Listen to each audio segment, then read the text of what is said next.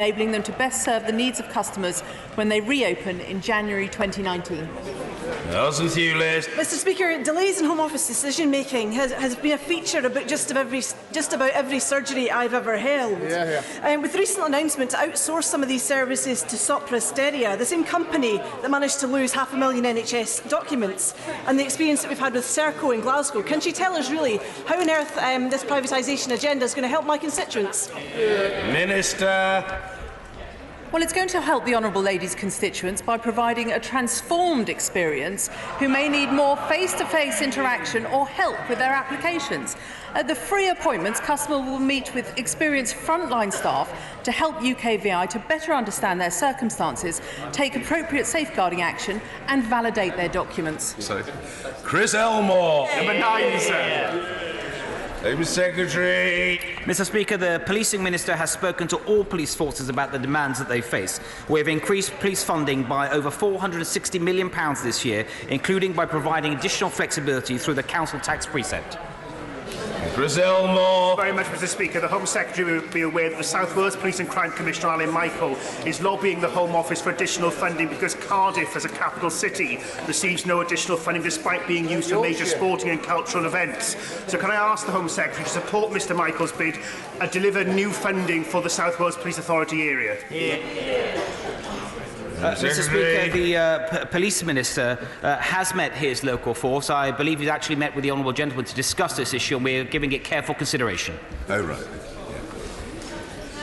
Vicky Ford. Thank you, Mr. Speaker. Last week, the police force in Chelmsford, Essex and their local partners came #1 in the country for the National Pub Watch scheme, which has reduced violent crime at night by 45%. Can I ask the Home Secretary to give his praise to the Essex Police and continue to help fund our front line?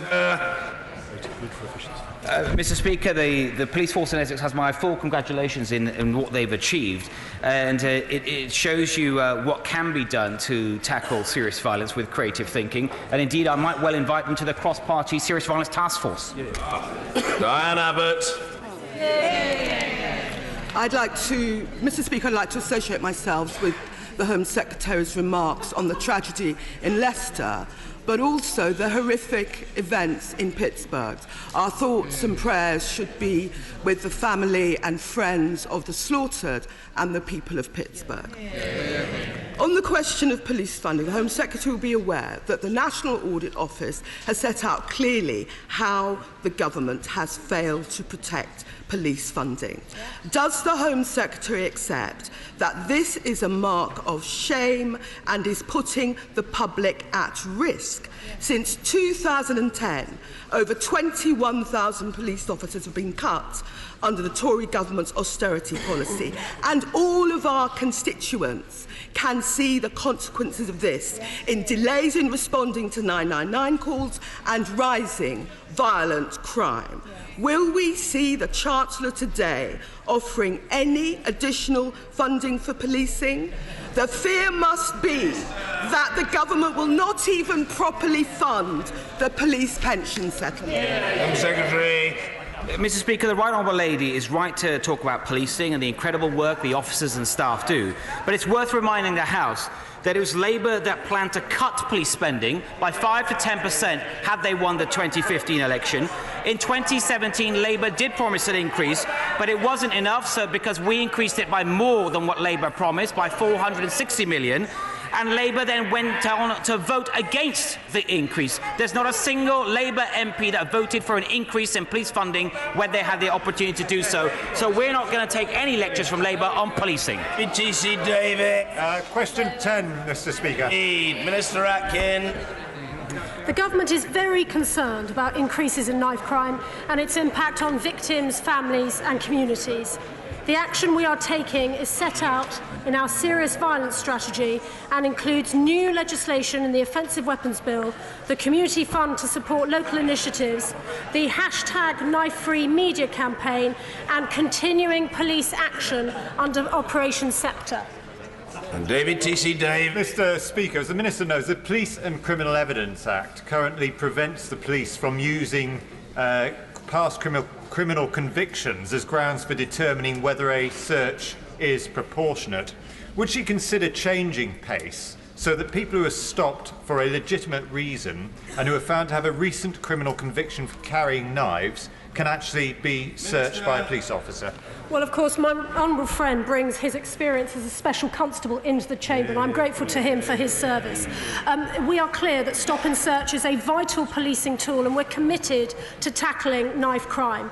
Under the Police and Criminal Evidence Act, officers already have the power to search an individual they suspect to be carrying a knife. We therefore believe current proposals to be proportionate, but we will keep them under review and continue to work closely with the police to ensure they have the tools they need. I'll be happy to meet the honourable friend to discuss further. Thank you, Mr. Speaker. The Home Secretary announced in September they would adopt the public health approach to tackling knife crime, a measure the Youth Violence Commission recommended following strong evidence that it works. Can the Home Secretary tell me when the House will be given the opportunity to debate this vital issue? Minister. Extremely grateful to the honourable lady for the work she does on the, with the Commission and indeed other members across the House.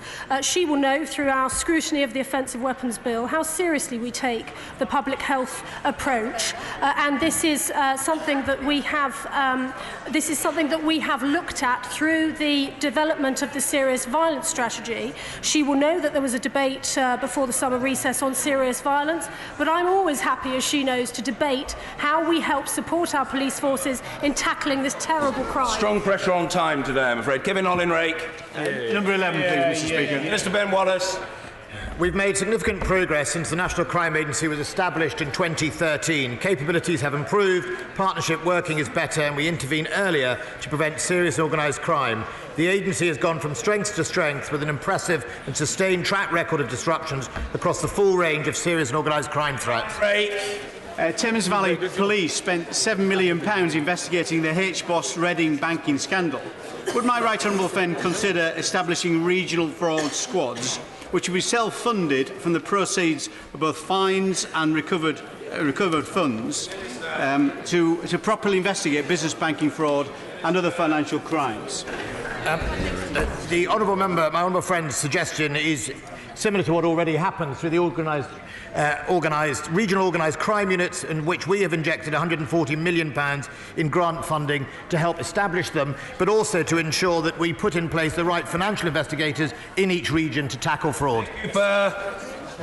The organised crime crosses borders, and the NCA rely on the European arrest warrant, databases and joint operations with Europol, all of which will fall if we leave the EU without a deal in place in April. Given that Ireland has repealed its extradition arrangements for the previous 1957 convention, will there be any legal way to extradite organised criminals from Dublin if there is no deal? The Right Honourable Lady makes a very important point about what happens post-Brexit. She will of course know that the negotiations with Michel Barnier are all about issues like that. I suspect Ireland will go along with whatever the European Union's deal is to implement, and we are seeking a security treaty in order that we can put in place many of these very, very important measures. A sentence, perhaps, Lloyd Russell Moyle. Organised crime often leads to bad drugs on our streets, and one of the ways to stop that, of course, is drug testing in festivals. The Minister agreed that he would write to police forces about the legality of this. What is the response? Minister! I think what the best thing is for the honourable member's suggestion is I hear what he says. We've got to stem the demand for drugs, both recreational and by other users, and therefore it's important that we work with the police to deliver that. West Streeting. Thank you, Mr. Speaker. Question 12. Secretary. We will be launching a £200 million youth endowment fund to intervene with children at risk of serious violence. We will be consulting on a new duty to support multi-agency approach to tackling violence and undertaking a review of drug misuse. Thank you, Mr. Speaker. The recent murder of a 23-year-old man in my constituency has once again brought the issue of violent crime to the forefront of concerns in my community.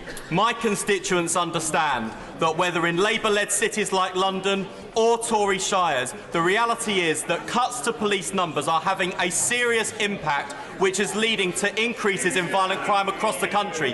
When will the Home Secretary accept this and put the money back into the police that our communities need? Mr. Speaker, the honourable gentleman is absolutely right to raise this, and he will know the government has a cross-government serious violence strategy, but we do need to do more, and that's why I recently announced these further steps, especially the new £200 million fund, which will help prevent violence. Would my right honourable friend agree that we need to remain committed to steering young and often vulnerable people away from crime? What's the department doing to strike a balance between prevention and robust law enforcement? Minister. My honourable friend is right to raise this. We have this new £200 million fund that was announced earlier this month, and we also have an early intervention youth fund of £22 million. Speaker, the Home Secretary might not want to take any lessons from Labour on policing, but in March, HMIC warned the lives of vulnerable policing could be at risk if cuts continue. In May, the Metropolitan Police Commissioner said she was certain his government's cuts have contributed to violent crime. In September, the NAO warned that the Home Office does not know if police forces are financially sustainable. And last week, the Home Affairs Select Committee declared the police could become irrelevant without serious investment in today's budget. Every one of these warnings have been ignored by government. Can he tell us why he thinks they're all wrong and he's right? Minister. Mr. Speaker, of course the police need to have the right mix of resources as well as other factors, and that's why we've increased police funding this year by over £460 million. But the Honourable Lady also knows it's not all about resources. So, for example, the changes in drug markets are playing a big role. That's why I hope she'd welcome the review that I've recently announced. Mr. Noakes. The government is committed to protecting the rights of asylum seekers and ensures that those who would otherwise be destitute are provided with accommodation and other support to meet their essential living needs. We continue to work closely with local government, the devolved administrations, the private sector and civil society to make improvements to the services that are provided. Chris Stephen. Mr. Speaker, the Minister will be aware that following a legal challenge in Scotland's Supreme Court by two of my constituents in Govan Law Centre, Serco undertook to put its lock change evictions on hold. However, is the Minister aware that Serco are threatening verbally my constituents, threatening them with lock change evictions? Does she agree that that's completely unacceptable, and will she investigate? Minister Noakes. It is important that the Home Office continues the work with Serco, with Glasgow City Council and indeed NGO partners as part of a dedicated task force to make sure that all those individuals who are no longer entitled to asylum support or accommodation are managed appropriately. He is of course right to point out that following the legal challenge by his constituents, no service users have been evicted whilst this appeal is still ongoing. Finally, Bambos Charalambos. Number 14, Mr. Speaker. Minister Hurd. Mr. Speaker, as taxpayers we are investing over £1 billion more in our police system than we were 3 years ago. Recognition by this government about the increasing demand and complexity of demand on police, but also recognition of the progress we are making in reducing the deficit in our public finances, a progress jeopardised by the current Labour front bench. Bambos Charalambos. The Minister will no doubt be aware of the lamentable findings of the recently published Home Affairs Select Committee report, Policing for the Future. Does he agree with the report's conclusions that without additional funding for policing, that there will be dire consequences for public safety, criminal justice, community cohesion and public confidence? And would he join me in calling for the Chancellor to provide substantially more funding for policing in my constituency of Enfield Southgate and across the country? I agree with much of the report from the HASC committee, including the need for more resources for policing, which is exactly what we are doing through an additional investment of £460 million by taxpayers in our police system this year, a police settlement that he and other Labour MPs voted against. Order. Topical questions. Chris Stephen. Number one, sir. Home Secretary. Mr. Speaker, it's been a busy few weeks at the Home Office as we continue in our efforts to deliver for the British people. On Thursday, regulations allowing the medicinal use of cannabis-based products will come into effect, providing relief to those people, particularly children, who have known so much pain. and I will shortly be visiting the United States to monitor progress on my challenge to tech giants to help us fight child sexual exploitation. For those who fall short, there will be no place to hide. Chris Stephen. Thank you, Mr Speaker. My constituent on Friday was supposed to be moved by Serco to our new social housing accommodation following a successful claim. However, that did not happen, and Serco removed beds, heating and £22.50 in cash. Does the Secretary of State believe that Serco are a rogue provider of services and should be removed from their contract? Minister. Mr Speaker, I'm happy to take a closer look at the case that he mentions, the honourable gentleman mentions, but he will know that we've consulted on a new approach with the Scottish Government, with local government, with others, and we're confident that the new approach will see a significant improvement. Gareth Johnson. Thank you, Mr Speaker. Mr Speaker, over the last few months we have actually seen a reduction in moped crime. Does this show what can be achieved when we take a multi-agency approach where resources are allocated and, crucially, where the police are allowed to pursue motorcyclists even though they're not wearing crash helmets? Minister Hurd. MP, I'm absolutely delighted that moped crime is down about 50% off its terrible peak, and that's a result of superb police action, but also the work convened by the Home Office, bringing together government, industry and civil society to bear down on this problem. So pleased are we that we're taking that model forward to tackle vehicle crime. Thank you, Mr Speaker. I thank Max Hill QC for his work as the reviewer of counter-terror legislation on leaving on the 12th of October to become Director of Public Prosecutions. But given his departure was announced on the 24th of July, why has no successor been appointed? Why has the post been left vacant with counter-terror legislation going through Parliament? What on earth is the Home Office excuse for this sheer negligence?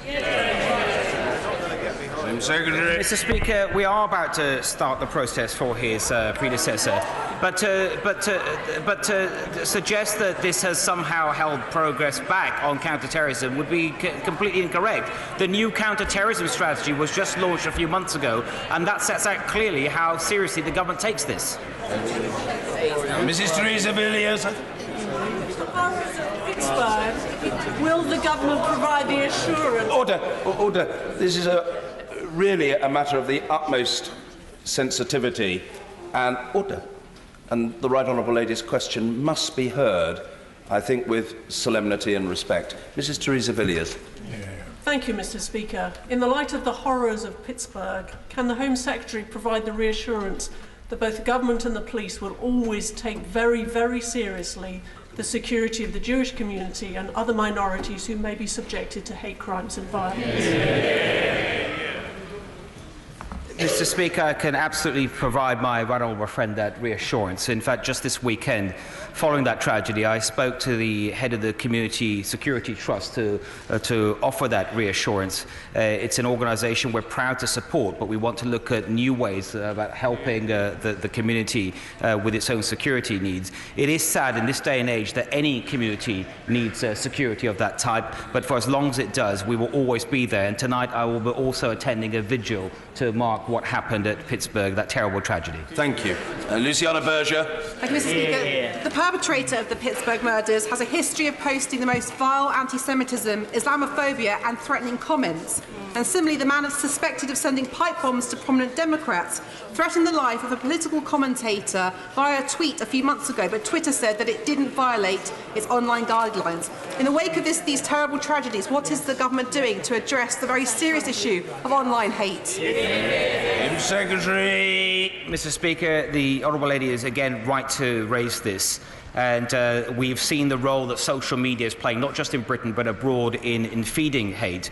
And that's one of the reasons we just recently refreshed as government the anti-hate strategy that the government has. And this is exactly one of the things we'll be looking into further. Ozzy. Speaker, this summer Rugby saw a number of illegal gypsy and traveller encampments on new housing sites. Now, our local councillor, Jill Simpson-Vince, brought together developers and Warwickshire Police to put a protocol in place. Can the Secretary of State encourage others to follow Warwickshire's lead? Splendid. Thank you. Home Secretary. Mr Speaker, yes, I can. Andy Martin. Thank you, Mr Speaker. What progress has he made in compensating Windrush victims who've been made homeless and jobless by the government's hostile environment policy? Minister Noakes. I thank the honourable member for that question. He will know that Martin Ford QC recently asked the government, and we agreed to extend the consultation period for the compensation scheme so that we can make sure that we get the best responses possible and so that he can engage more widely with the community. In exceptional circumstances, the Home Office has already made payments to some individuals. Thank you. Steve Double. Mr. Speaker, meat and fish processing businesses in my constituency rely heavily on migrant workers. Many of their staff are highly trained, highly skilled, even though their skill is not formally recognised by a qualification. What steps are the government taking to make sure that these sort of skills are properly recognised in our future immigration policy? Mr. Speaker, our food and drink industry is vital to the success of our economy, and I know that many Cornish businesses are very successful in this sector. I can reassure my honourable friend that we will be taking these issues very seriously as we develop our new immigration system. My constituent, Mr Jenkins, was born and bred in Bridgend. His wife of over 20 years has been told she has to leave the day before their child's 18th birthday. Why? What sort of hostile environment destroys family life in that way? Minister! If the honourable lady would care to write to me, I'd look closely at the case that she's mentioned. Hands! Speaker, next March will see the 40th anniversary of the a brutal assassination of Airy Neve on these premises. Airy Neve's family, my constituents, are seeking more information about the circumstances of the murder. I've been told that my questions on this have been transferred from the NIO to the Home Office, but will my right honourable friend, the Home Secretary, agree to meet with me and Airy Neve's family to discuss how they can get answers on how and why Airy Neve was murdered 40 years ago? Yes. Yes, Mr. Speaker, I will. Good. Ruth George. Go on. What will the Home Secretary do to help police forces prioritise resources when they are faced with cannabis clubs, of which most members require cannabis for medicinal reasons, and an epidemic of spice at the same time, which poses very serious risks to both health and law and order, but which are both Class B drugs? Well, operating priorities are local decisions. What I can say to the honourable lady is the priority of the department is to make sure the police have got the resources they need to do their job, which is why we took steps to increase public investment in our police. Grant! May I seek an assurance from the Minister that any revised immigration policy will indeed reflect the needs of the farming and fishing community in Scotland and indeed the whole of the UK? Minister! I can give my honourable friend that assurance, and that's also one of the reasons we've recently launched a pilot for a seasonal workers agricultural scheme for 2019. Emma Reynolds! Speaker, in the West Midlands we've lost over 2,000 police officers and violent crime is on the rise. Will the Home Secretary look again at funding for West Midlands Police, and will he reverse the imposition of extra pension costs? Minister! Well, I'm sure the honourable lady is aware that West Midlands received more funding this year, £9.9 million in a police funding settlement she voted against, and I will be coming to the House in early December with our proposals for 2019-20. Mr. Speaker, town centres like the heart of the Eurorush community, however, on occasions they can become a target for antisocial behaviour brought on by the misuse of drugs and alcohol.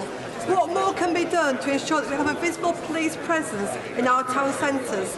And does my honourable friend agree that the sharing of back office functions with other emergency services to free up resources may be one of the solutions? Grateful.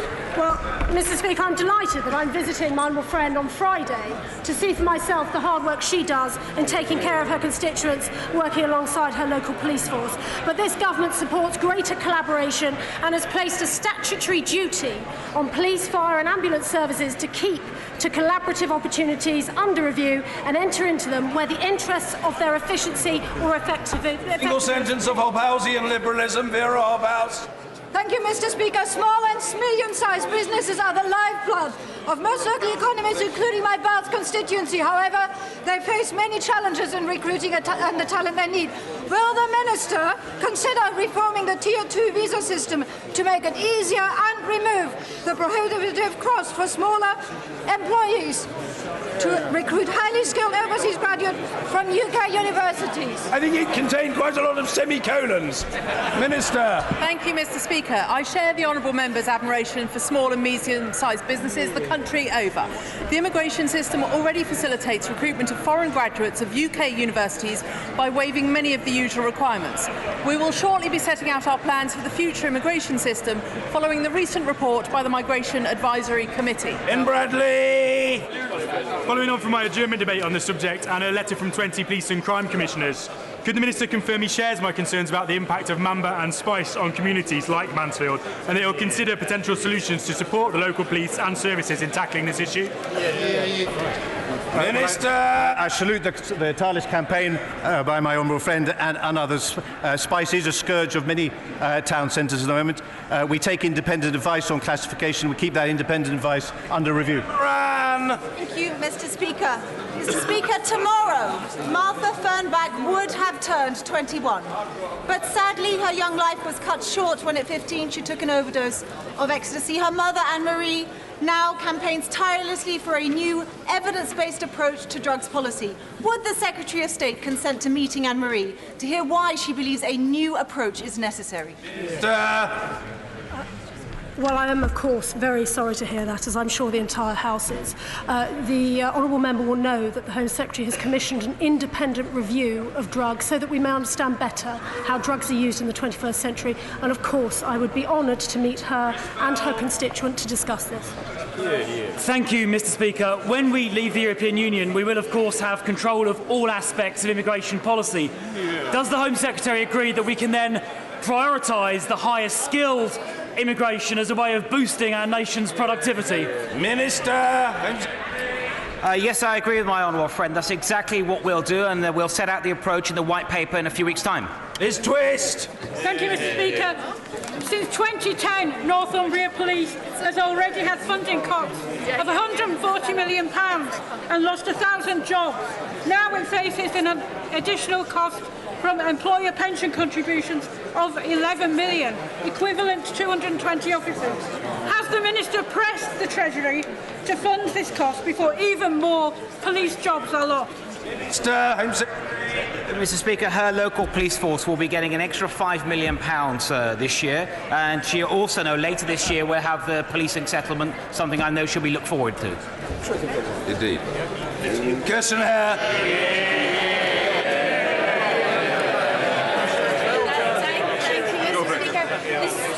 The seasonal agricultural workers pilot scheme was warmly welcomed by both farmers and agricultural bodies across the United Kingdom.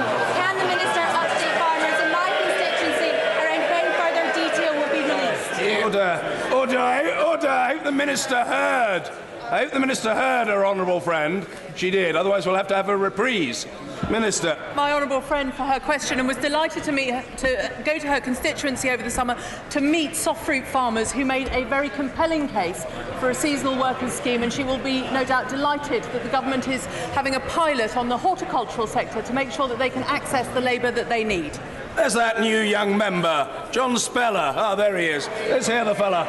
Thank you, Mr. Speaker, and I hope the Home Secretary will answer this question, because the reality is, in the West Midlands police area, crime is escalating, and the overstretched, understaffed police are feeling deeply frustrated as the criminals and the gangs take control of the streets, especially at night. When's he going to stop the rot, give the backing, give the resources to our police out there on the street every day? Secretary. Mr. Speaker, the honourable gentleman knows West Midlands Police had an increase of almost £10 million this year. However, it is always worth listening to local forces. I'm happy to meet with West Midlands MPs, that I have done in the past, and listen more. Thank you. Order.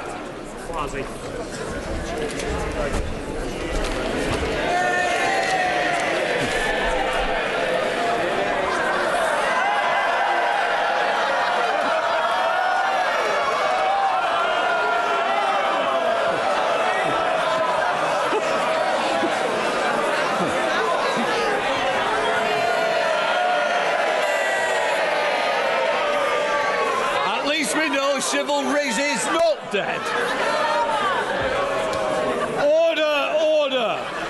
Before I call the Chancellor of the Exchequer, I must remind honourable members that copies of the budget resolutions will be available in the vote office at the end of the Chancellor's speech. I also remind honourable members that it is not the norm to intervene on the Chancellor of the Exchequer or the Leader of the Opposition. I now call the Chancellor of the Exchequer, the Right Honourable Philip Hammond. Thank you, Mr. Deputy Speaker. Today, I present to the House a budget for Britain's future, a budget that shows the perseverance of the British people finally paying off, a budget for hard-working families who live their lives far from this place and care little for the twists and turns of Westminster politics, people who get up early every morning, who open up factories, shops and building sites, drop their kids off at school, check on elderly relatives and neighbours, the strivers, the grafters and the carers, who are the backbone of our communities and our economy. People who ask only of government that we protect the jobs that put food on their table, that we deliver the public services their families rely on, and that we do it efficiently, minimising the amount of tax we need to take from their hard-earned wages. People, Mr. Deputy Speaker, who we on this side of the House are proud to represent. So I say to them today, this budget is unashamedly for you. Mr. Deputy Speaker, the British people put their faith in us to do the job, and today we repay that trust with a budget that paves the way for a brighter future. And Mr. Deputy Speaker, let me be clear why. The tough decisions of the past 8 years were not driven by ideology.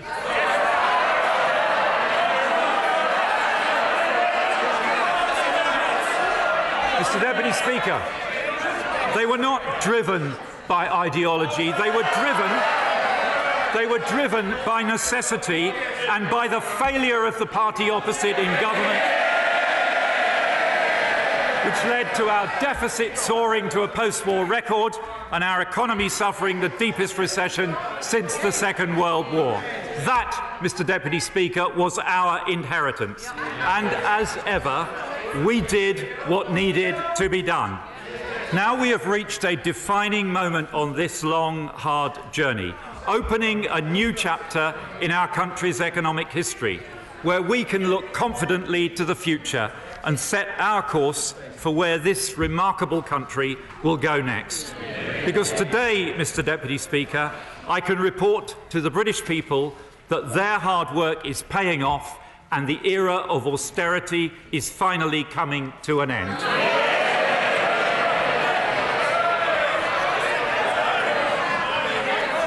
Now, Mr. Deputy Speaker, I am sure, like me, many members of the House keenly remember the last budget delivered on a Monday. It was 1962. I was 6 years old. Tensions between Russia and the United States were rising, and a former Foreign Secretary turned Chancellor delivered a budget amid cabinet revolt. Mr. Deputy Speaker, I am acutely aware of the phenomenon of false memory, but I could swear I remember my parents turning to me and saying, "Philip, one day that could be you."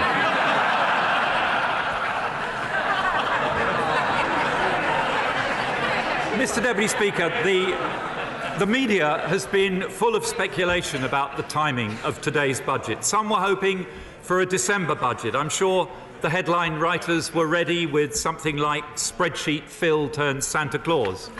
Others were desperate. Others were desperate for it to be on Wednesday. Hamo House of Horrors, perhaps.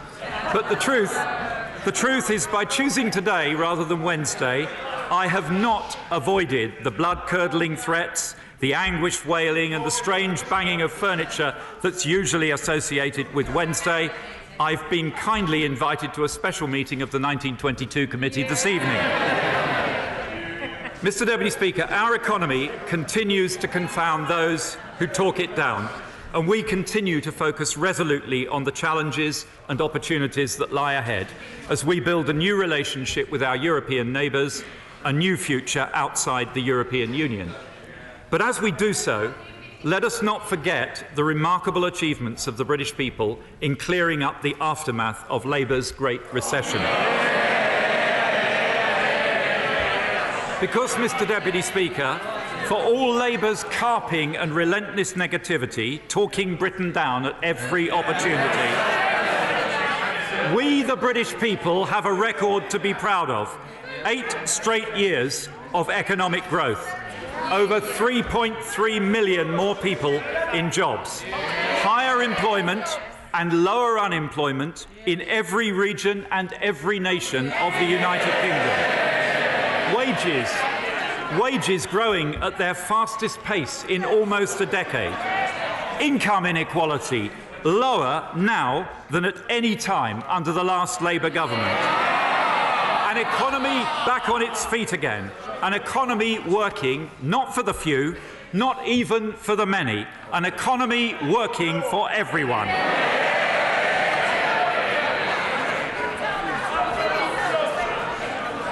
Mr Deputy Speaker, we're at a pivotal moment in our EU negotiations and the stakes could not be higher. Get it right and we will not only protect Britain's jobs, businesses and prosperity, but we will also harvest a double deal dividend. A boost from the end of uncertainty and a boost from releasing some of the fiscal headroom that I am holding in reserve at the moment. We are confident that we will secure a deal which delivers that dividend. Confident, but not complacent, Mr Deputy Speaker. So we will continue to plan for all eventualities, and I will do so at this budget with a three-pronged approach. First, I have already allocated £2.2 billion to departments for Brexit preparations, and in the autumn budget last year, I set aside a further £1.5 billion to be allocated for 2019-20. Today, I am increasing that sum to £2 billion. And in the coming weeks, the Chief Secretary will announce allocations to individual departments. Secondly, I shall today maintain the headroom to my fiscal rules broadly as set out in the spring statement, retaining firepower to intervene if the economy needs more support in the coming months. And thirdly, as I've been clear since moving to an autumn budget, if the economic or fiscal outlook changes materially in year, I will take whatever action is appropriate, if necessary, upgrading the spring statement to a full fiscal event. Mr Deputy Speaker, the House can be confident that we are working for the best outcome for Britain and preparing for every eventuality. Mr Deputy Speaker, I shall first report to the House on the economic forecasts of the independent OBR, and I thank Robert Choate and his team once again for their excellent work. The OBR expect growth to be resilient across the forecast period, improving next year from the 1.3% forecast at the spring statement to 1.6%, then 1.4% in 2020 and 2021, 1.5% in 2022 and 1.6% in 2023. Mr Deputy Speaker, this government has prioritised getting people into work because the best way to help people is to provide them with the stability of a pay packet every month. Since 2010, over 3.3 million more people are in work, and today the OBR confirm Britain's jobs miracle is set to continue. Revising up participation in the labour market, revising down the country's equilibrium unemployment rate, predicting 800,000 more jobs by 2023. Now, by my calculation, Mr Deputy Speaker, that's over 4.2 million net new jobs since 2010, making the Shadow Chancellor's prediction of 1.2 million jobs lost out by just the tiniest margin of 5.4 million people. Roughly the population of Scotland. But now, Mr Deputy Speaker, we need to focus on pay. and with the proportion of low-paid jobs at its lowest since 1997, with regular pay growth at 3.1%, its strongest in almost a decade, and inflation forecast to average 2% next year, the OBR is forecasting sustained real wage growth in each of the next 5 years. A far cry, Mr Deputy Speaker, from the dismal picture that the Leader of the Opposition is so desperate to paint every Wednesday. That's what he wants. I turn now to the fiscal forecast. We inherited the highest budget deficit in our peacetime history. But after 8 years, the hard work of the British people is paying off, and we will not squander their efforts.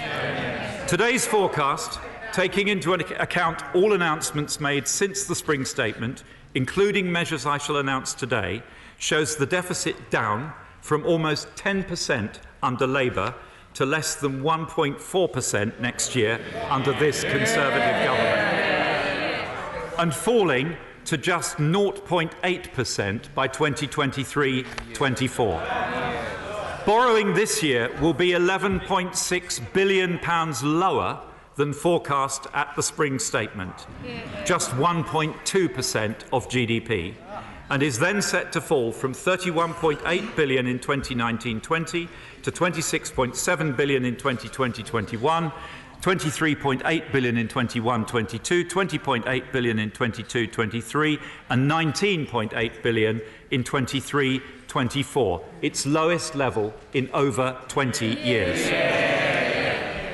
So, Mr Deputy Speaker, we meet our structural borrowing target 3 years early and deliver borrowing of just 1.3% of GDP in 2021, maintaining £15.4 billion headroom against our 2% fiscal rules target. We are no longer borrowing at all to finance current spending, and today the OBR confirm that our national debt peaked in 2016-17 at 85.2% of GDP, and then falls in every year of the forecast, from 83.7% this year to 74.1% in 23-24. That is lower in every year than forecast at the spring statement, and it means that we meet our target to get debt falling 3 years early, a turning point in our nation's recovery from Labour's Great Recession. Both our fiscal rules met, both of them 3 years early. So, Mr Deputy Speaker, Fiscal Phil says fiscal rules OK. But Mr Deputy Speaker, while we are working to get Britain's debt down, to end the nightmare of wasting over £50 billion a year on interest, the party opposite would do the opposite. Their plans would increase tax and borrowing by £1,000 billion, taking our debt to GDP ratio soaring to well over 100% of GDP. A reckless and irresponsible policy from a reckless and irresponsible party. I've always been clear, sound public finances are essential, but they are not an end in themselves. So since I've been Chancellor, I have taken a balanced approach, putting an additional £60 billion into our public services and investment in our future, cutting tax for 31 million people, and all the while reducing borrowing and getting our national debt falling. Now we must do more, and thanks to the hard work of the British people, in this budget we can do more. I said at the spring statement that our careful management of the public finances was beginning to pay off, and that if the improvement we saw then continued, then I would be able to provide more support to our public services on a sustainable basis. Today, the OBR confirm a significant improvement in our public finances, an upgrade that underscores the hard work of the British people and this government's stewardship of this economy since 2010, and which means I can deliver on that promise I made in the spring, setting out a new path for public spending and a clear view for the British people of the fruits of their hard work. Next year, we will conduct a full spending review, setting our priorities for public spending within a sustainable funding envelope, deciding on the right balance between investing in Britain's future and current consumption of public services. Today, I have set out an indicative 5-year path for departmental resource spending, or RDEL as it's known to aficionados of public finance. For context, Mr. Deputy Speaker, in the Spending Review 2010, average annual real growth was -3%. In the Spending Review of 2015, it was -1.3%. From next year, it will be +1.2% average annual real growth. But that is not the limit of my ambition. When our EU negotiations deliver a deal, as I'm confident they will, I expect that the deal dividend will allow us to provide further funding for the spending review. The hard work of the British people is paying off. Austerity is coming to an end.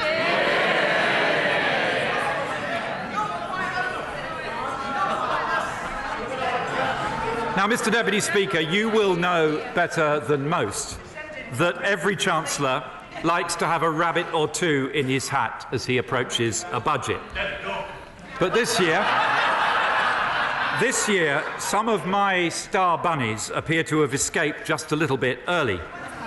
In June, my right honourable friend, the Prime Minister, announced the single largest cash commitment to our public services ever made by a peacetime government, an £8.4 billion 5-year deal for our precious NHS, half as much again as the increase Labour offered the NHS at the last election. And let me be clear, we are delivering this historic £20.5 billion real terms increase for the NHS in full over the next 5 years. So in a very important sense, Mr. Deputy Speaker, we made our big choice for this budget 4 months before it was delivered. And this was the right decision. Our NHS is the #1 priority of the British people. And as we approached the 70th anniversary of its foundation, they had a right to know the scale of our commitment to it. But the British people also care that money invested in the NHS goes to the front line and to improvements in services. So we didn't just hand over money. We agreed that the NHS would produce a 10-year plan, setting out how the service will reform, how waste will be reduced, and exactly what the British people can expect to get for their money. That plan will be published shortly, but I shall give the House a sneak preview today. I too can poach a rabbit every now and then. There are many pressing demands on additional NHS funding, but few more pressing than the needs of those who suffer from mental illness. And today, I can announce that the NHS 10-year plan will include a new mental health crisis service with comprehensive mental health support available in every major A&E, children and young people's crisis teams in every part of the country, more mental health ambulances, more safe havens in the community, and a 24-hour mental health crisis hotline.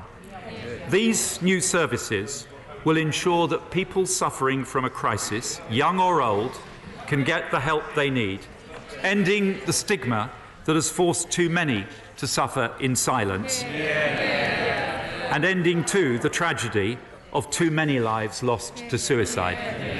We are proud to have made this extraordinary commitment to funding our NHS, a precious institution that has been nurtured for most of its life by Conservative governments.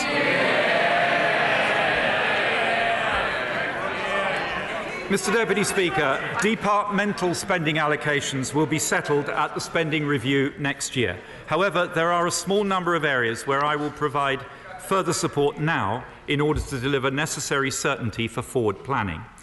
Local government has made a significant contribution to repairing the public finances, and this budget ensures local councils have more resources to deliver high-quality public services. We're giving councils greater control over the money they raise through the adult social care precept, through our plans for increased business rate retention from 2020, and by removing the housing revenue account cap so that councils can help to build the homes this country needs. We will shortly publish our Green Paper on the future of social care, setting out the choices, some of them difficult, for making our social care system sustainable into the future. But I recognise the immediate pressures local authorities face in respect of social care. So today, building on the £240 million for social care winter pressures announced earlier this month, I will make available a further £650 million of grant funding for English authorities for 2019-20 and an additional £45 million for the Disabled Facilities Grant in England in 2018-19, and will invest a further £84 million over the next 5 years to expand our successful children's social care programmes to 20 further councils with high or rising numbers of children in care, allowing councils to improve services for older people, for people with disabilities and for children in care now, while longer-term funding decisions will be made at the spending review. Mr Deputy Speaker, the UK spends more on defence than any NATO member except the US. But over the last year, we've had stark reminders of the scale, scope and complexity of the threats we face. My right honourable friend, the Defence Secretary, is working with the Cabinet Office and the Treasury to conduct a review into the modernisation of our armed forces in response to the evolving threat, which will form the basis for a comprehensive consideration of defence spending next year. But as a former Defence Secretary myself, I understand the immediate pressures our armed forces are facing. So I will today provide an additional £1 billion to the MOD to cover the remainder of this year and next, to boost our cyber capabilities and our anti-submarine warfare capacity, and to maintain the pace of the Dreadnought programme to ensure continuous at-sea deterrence. A deterrent, Mr Deputy Speaker, that allows us to sleep easy in our beds, but one that the Leader of the Opposition and his Shadow Chancellor have spent their political lifetimes campaigning to abolish. Nobody should be in any doubt that on this side of the House we are proud of our armed forces, and we will always back them with the investment they need to keep this country safe. And Mr Deputy Speaker, it is not only our armed forces that keep us safe. Our counter-terrorism police play a vital role in defending Britain against the evolving threats we face. We committed in 2015 to spend 30% more on counter-terrorism capabilities over the current spending review period. And today, I commit an additional £160 million of CT police funding for 2019-20 to protect CT police numbers in 1920 and to allow future CT police funding to be considered in the round at the spending review. I recognise that policing more generally is under pressure from the changing nature of crime. I also recognise the representations made on this by many colleagues, such as my honourable friend, the member for South West Bedfordshire. And I can tell the House today that my right honourable friend, the Home Secretary, will review police spending power and further options for reform when he presents the provisional police funding settlement in December. Mr Deputy Speaker, as I have already set out, due to the hard work of the British people, public borrowing this year is coming in substantially below forecast. This allows us to provide additional support for public services in the spending review and contributes to the significant reduction in forecast debt this year. But I also want to use this good news to give a little bit back where it can be put to good use in this financial year. Mr Deputy Speaker, this year marks a century since the end of the First World War. And as we remember our fallen servicemen and women whose sacrifice ensured the freedom we enjoy today, many projects are raising money for veterans' charities from sales of commemorative items on which VAT is charged. Now, we cannot waive the VAT due on these sales, but we can make a donation with the VAT we will receive. and I commit today that the Treasury will mark the centenary of the armistice by making a donation of £10 million to the Armed Forces Covenant Fund Trust to support veterans with mental health needs. Many of our nation's village halls, Mr. Deputy Speaker, were built to commemorate the sacrifice of World War I, and many of them are being refurbished to commemorate the centenary. So I will also provide funding for grants equivalent to the VAT chargeable on such refurbishment projects. And as our focus moves from the anniversaries of the First World War to the Second, I will also provide £1.7 million for educational programmes in schools to mark the 75th anniversary of the liberation of the Bergen-Belsen concentration camps, ensuring the next generation hears the stories of those who survived the Holocaust and of the British soldiers who liberated them. Because, Mr. Deputy Speaker, as the terrible events in Pittsburgh this weekend remind us, the battle against anti-Semitism did not end with the defeat of Nazi Germany.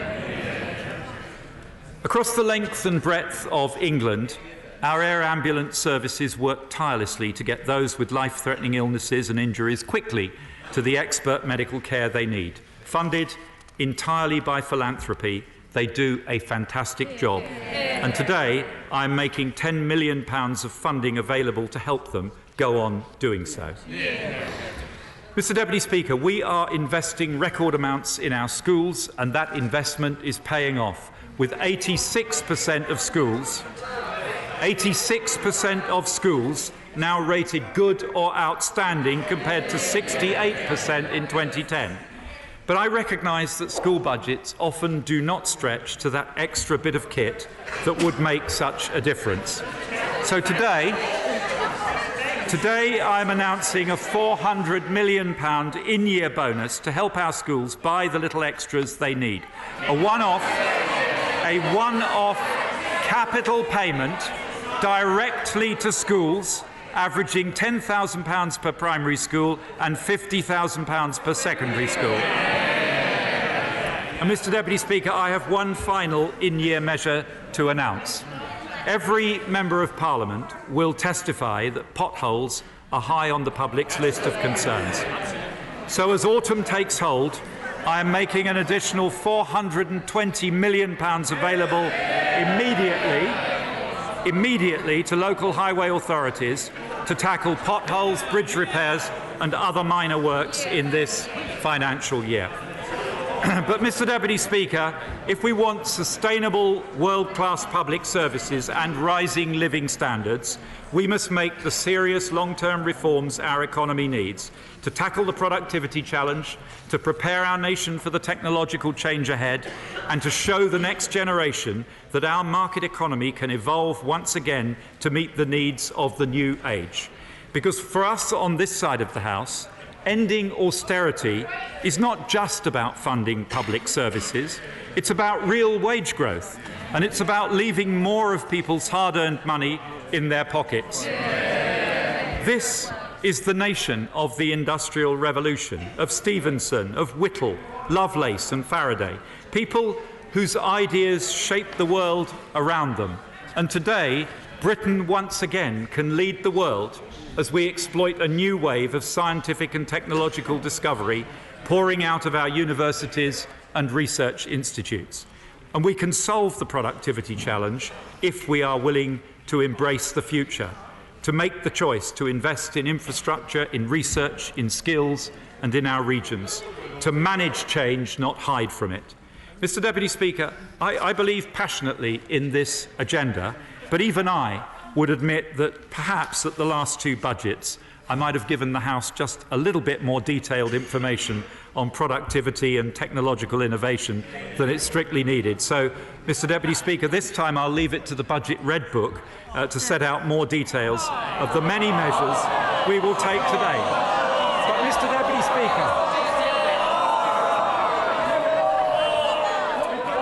But, Mr. Deputy Speaker, sensing the disappointment of my colleagues, I I will just mention that this list in the Budget Red Book includes our commitment to technology with £1.6 billion of new investments to support our modern industrial strategy, ranging from nuclear fusion to quantum computing.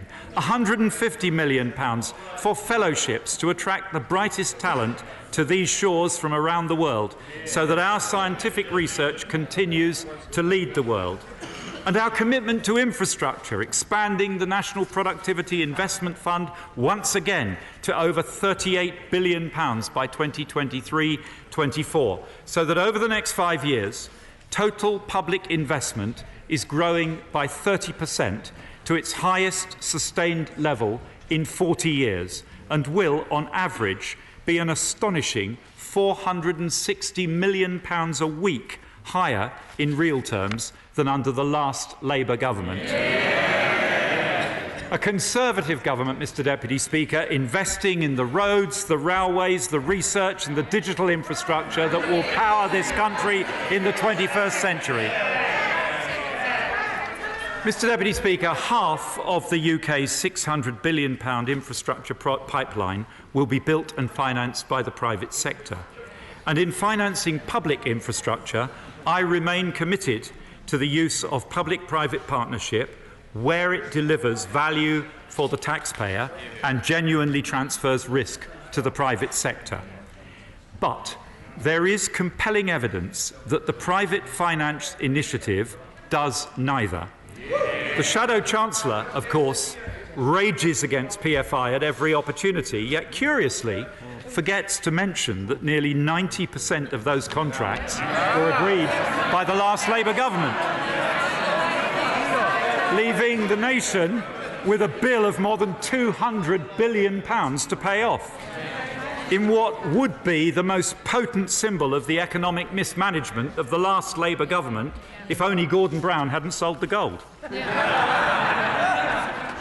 Labour's policy is to terminate all these contracts, triggering the ruinous penalty clauses that they themselves agreed to in the first place, adding tens of billions more to an already enormous bill.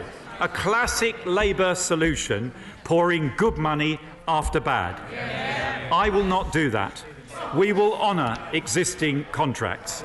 But the days of the public sector being a pushover must end. We will establish a centre of excellence to actively manage these contracts in the taxpayer's interest, starting in the health centre. And we will go further. I have never signed off a PFI contract as Chancellor, and I can confirm today that I never will. I can announce that the government will abolish the use of PFI and PF2 for future projects, putting another legacy of Labour behind us.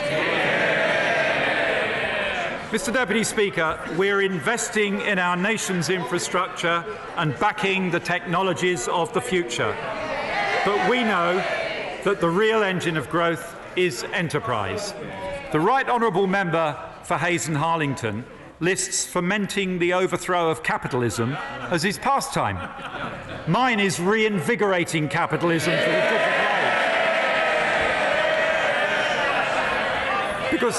Because, Mr Deputy Speaker, I want Britain to be one of the great winners of the technological revolution.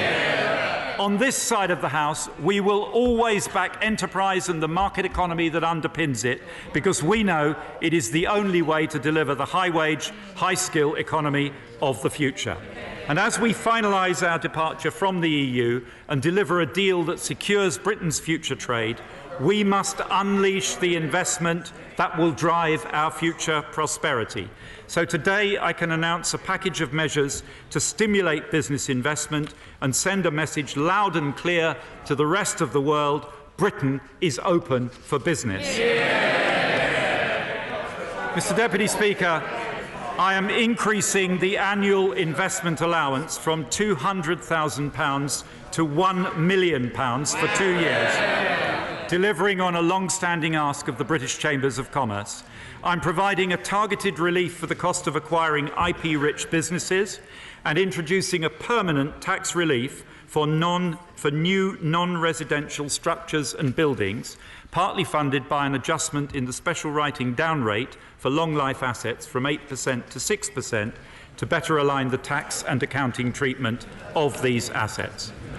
To support British exports, we will increase UKEF's direct lending facility by up to £2 billion.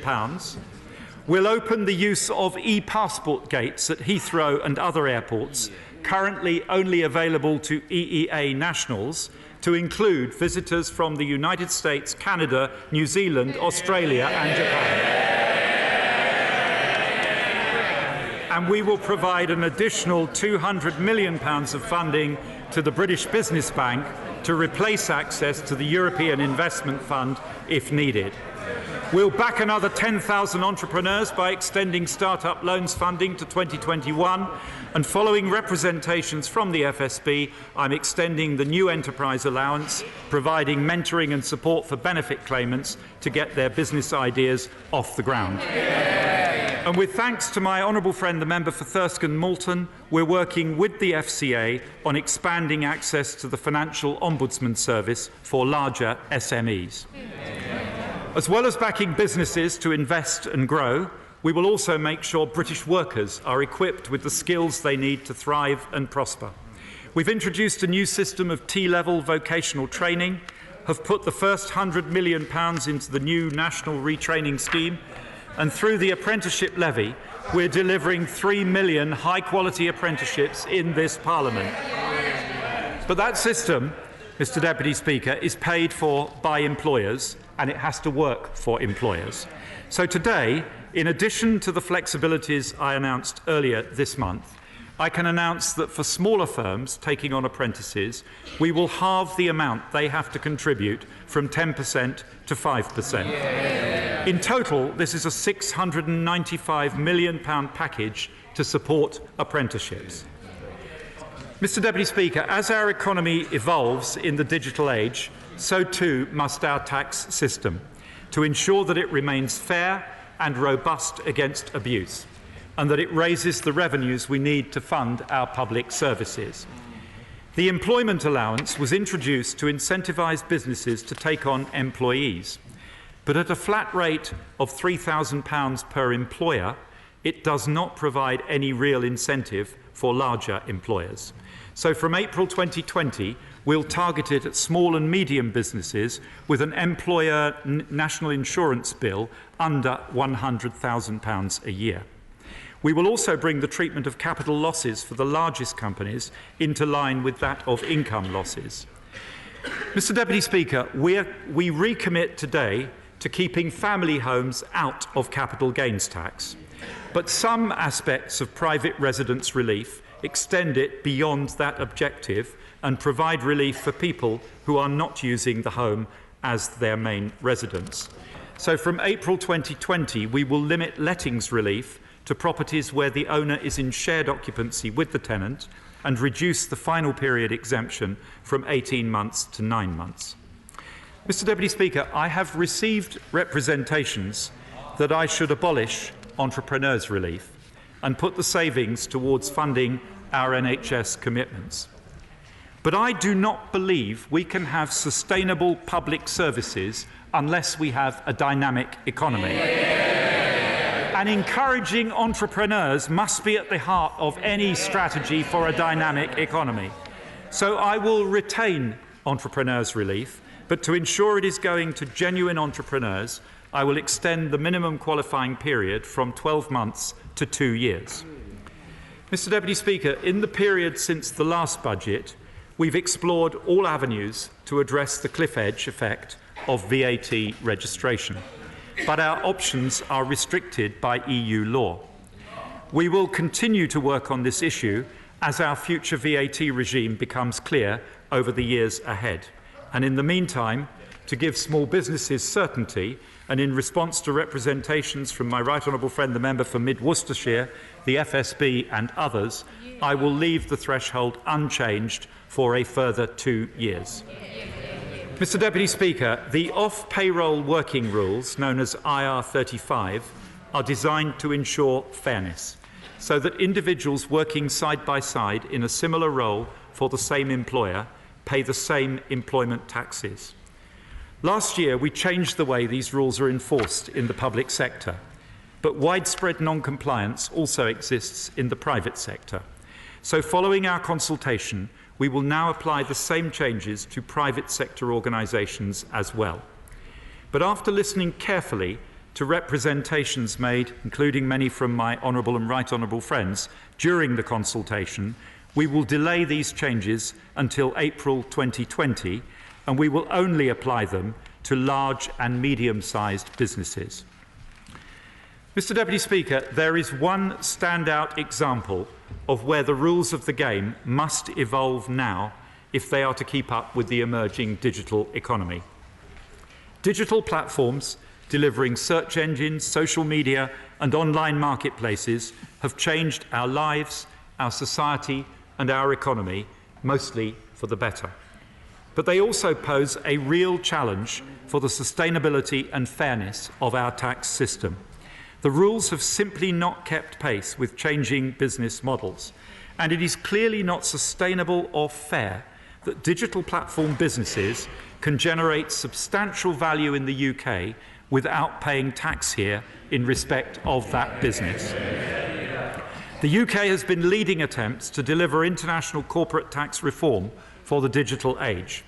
A new global agreement is the best long-term solution, but progress is painfully slow. We cannot simply talk forever. So we will now introduce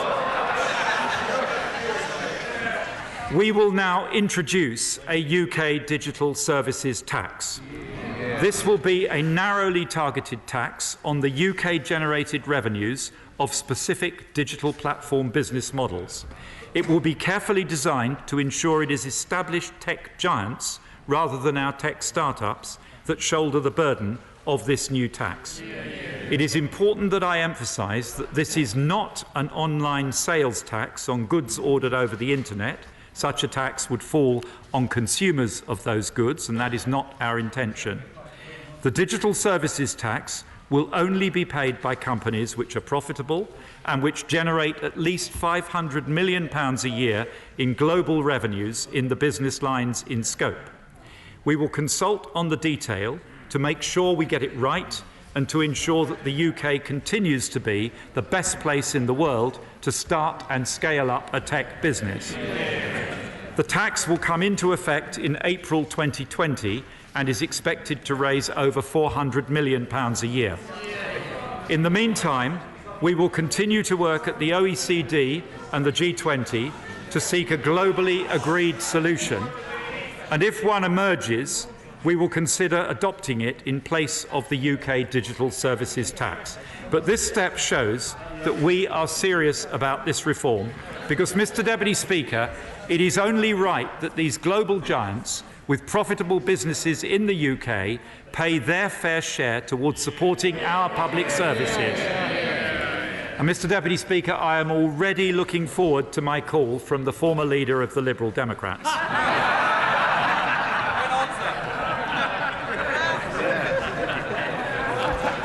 We're updating the rules of the game, but we must also make sure that people play by the rules. And today, we continue the work of the past 8 years, where we've secured £185 billion since 2010, which would otherwise have gone unpaid, with a package of measures today to further clamp down on tax avoidance, evasion and unfair outcomes, raising another £2 billion over the next 5 years. We will make HMRC a preferred creditor in business insolvencies to ensure that tax which has been collected on behalf of HMRC is actually paid to HMRC. We'll end the practice of purchasing services through overseas branches to avoid UK VAT, and we'll crack down on insurance companies routing services through offshore territories. And we'll stop our generous R&D tax credit system being abused by reintroducing a PAYE restriction for the small and medium-sized companies scheme. Mr. Deputy Speaker, Labour talk tough on tax avoidance and evasion. We take action.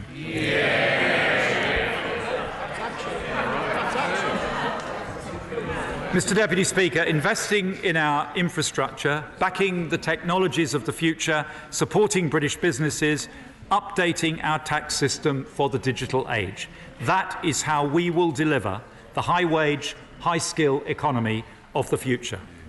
But we must also recognise that technological change will bring challenges as well as opportunities. And there is one part of our economy that is currently confronting that challenge in spades: our high streets. Embedded in the fabric of our great cities, towns and villages, the high street lies at the heart of many communities, and it is under pressure as never before as Britain adopts online shopping with greater alacrity than any other large economy. So if Britain's high streets are to remain at the centre of our community life, they will need to adapt. Today, we support them to do so, responding to calls from across this House, especially from my right honourable friend, the member for Putney, and my honourable friends, the members for Southport and Croydon South. We will provide £675 million of co-funding to create a future High Streets Fund to support councils to draw up formal plans for the transformation of their high streets, to invest in the improvements they need and to facilitate redevelopment of underused retail and commercial areas into residential. At one and the same time, Mr Deputy Speaker, helping with the housing challenge and delivering much-needed footfall to high street businesses. We will consult on how modernisation of the use classes order and the CPO regime can help facilitate the transformation of the high street. Mr Deputy Speaker, the change that our high streets face is irreversible, and it will take them time to adapt to it. But I know that many small retail businesses are struggling to cope with the high fixed costs of business rates. Since 2016, we've introduced business rates relief measures worth £12 billion, and many of these reliefs will have benefited high street businesses. But today I can go further. At the next revaluation in 2021, rateable values will adjust to reflect changes in rental values. But I want to help retail businesses now. So for the next 2 years, up to that revaluation, for all retailers in England with a rateable value of £51,000 or less, I will cut their business rates bill by 1/3.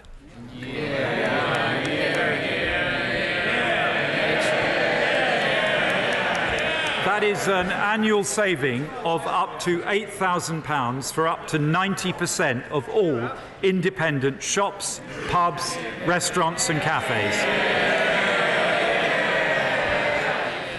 I will also extend the £1,500 local newspaper discount for a further year. Mr Deputy Speaker, whatever the national press says, I've been assured of a warm welcome for my budget from the Royston Crow and the Keswick Reminder. Mr Deputy Speaker, local authorities have long been able to provide discretionary business rates relief to other bodies, but not to themselves. And so, following representations from my honourable friends for North Cornwall and St Austell and Newquay, I'm pleased to announce a new mandatory business rates relief for public lavatories, so that local authorities can at last relieve themselves for the convenience of the House, Mr Deputy Speaker, and without wishing to get unduly bogged down on this subject, this relief, the House will be interested to know that this relief, well, at least I'm demonstrating that we are all British, aren't I? This relief will extend to any such facilities made available for public use, whether publicly or privately owned. And honestly, Mr Deputy Speaker, I can say that this is virtually the only announcement in this budget that hasn't leaked. Mr Deputy Speaker, Mr Deputy Speaker, we can't resolve the productivity challenge or deliver the high standards of living the British people deserve without fixing our housing market. In last year's budget, I launched a 5-year, £44 billion housing programme to deliver the biggest increase in housing supply since 1970, and I abolished stamp duty for first-time buyers on properties up to £300,000. 121,500 first-time buyers have already benefited from our new relief, and the number of first-time buyers is at an 11-year high. Today, I'm extending this relief to all first-time buyers of shared ownership properties valued up to £500,000, and I will make this relief retrospective so that any first-time buyer who has made such a purchase since the last budget will benefit. But we have more to do, so I can announce today a further £500 million for the Housing Infrastructure Fund to unlock a further 650,000 homes, the next wave of strategic partnerships with 9 housing associations, which will deliver 13,000 homes across England, up to £1 billion of British Business Bank guarantees to support the revival of SME house builders. We're consulting on simplification of the process for conversion of commercial property into new homes, and because we want to see parishes and neighbourhoods enabling more homes for sale to local people to buy at prices they can afford, we're providing funding to empower up to 500 neighbourhoods to allocate or permission land for housing through the neighbourhood planning system for sale at a discount to local people in perpetuity. I'm also grateful to my right honourable friend, the member for West Dorset, for his review of build-out rates published today. He concludes that the large house builders are not engaged in systematic speculative land banking, and he makes several recommendations. Well, maybe the honourable lady would like to read the report. He makes several recommendations for reform of the planning system in respect of very large strategic housing sites, and we will respond in full to his report in the new year. Mr Deputy Speaker, meeting the productivity challenge means tapping the potential of every region and nation. Our devolution agenda is giving power back to the people. And today, we go further to fire up the Northern Powerhouse, fuel the Midlands engine, and back our regions across the UK. We're increasing the Transforming Cities Fund to £2.4 billion and providing an additional £90 million to trial new models of smart transport, including on-demand buses. I think, Mr Deputy Speaker, that's what we used to call in our day taxis. We're launching a competition for proposals for business-led development corporations. We're funding 10 university enterprise zones. There's £115 million for digital catapults in the North East, Northern Ireland and the South East, and the Medicines Discovery Catapult in Alderley. £70 million to develop the Defence and National Rehabilitation Centre near Loughborough, £37 million of additional development funding for Northern Powerhouse Rail, and £10 million for a new pilot in Manchester to support the self-employed to acquire new skills. We're backing a new special economic area in South Tees, and we're providing £20 million to further develop the plan for the critical central section of East-West Rail between Oxford and Cambridge. And here in our capital, we support the delivery of a further 19,000 homes by improving the Docklands Light Railway with Housing Infrastructure Fund money. Mr Deputy Speaker, the decisions announced in this budget means in 2021 an additional £950 million for the Scottish Government, £550 million for the Welsh Government and £320 million for a Northern Ireland executive. Obviously, much larger sums to come as we move ahead over the spending review period with our NHS funding change. I can also announce funding for further city and growth deals, including £150 million for Tay Cities, £350 million for Belfast and £120 million for North Wales, while negotiations progress with Ayrshire, Mid Wales and Borderlands, and will begin with Murray, Derry Londonderry and Strabane as well. I was pleased to be able to respond to a joint request from the members for Belfast North, Belfast East and Belfast South to provide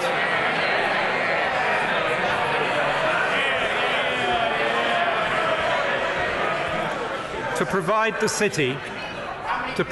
city with £2 million help towards the recovery of the city centre following the fire at the iconic Banks building. And we're also moving forward with schools projects in Northern Ireland worth £300 million to increase the provision of shared and integrated cross-community education. And we've agreed to the establishment of a working group to progress plans for short-haul APD devolution. To continue to support Scotland's oil and gas industry, we will maintain headline tax rates at their current level and launch a call for evidence on our plan to make Scotland a global hub for decommissioning. And finally, to support our vital fishing industry as we leave the EU, we'll invest £12 million over the next 3 years in cutting-edge fisheries technology and safety measures. A Conservative government, Mr Deputy Speaker, delivering for all our proud nations and for all our English regions, driving growth and prosperity across our United Kingdom. Mr Deputy Speaker, we are driven by a determination to ensure that the next generation will be more prosperous than ours. But we cannot secure our children's future unless we secure our planet's future. So at this budget, I take further action with a package of measures set out in the Red Book to ensure that we leave our environment in a better state than we inherited it. There is one particular measure I want to mention. The Shadow Chancellor's recent accident has reminded us all how dangerous abandoned waste can be. So I will provide £10 million to deal with abandoned waste sites, although I cannot guarantee to the House that £10 million is going to be enough to stop him falling flat on his face in the future.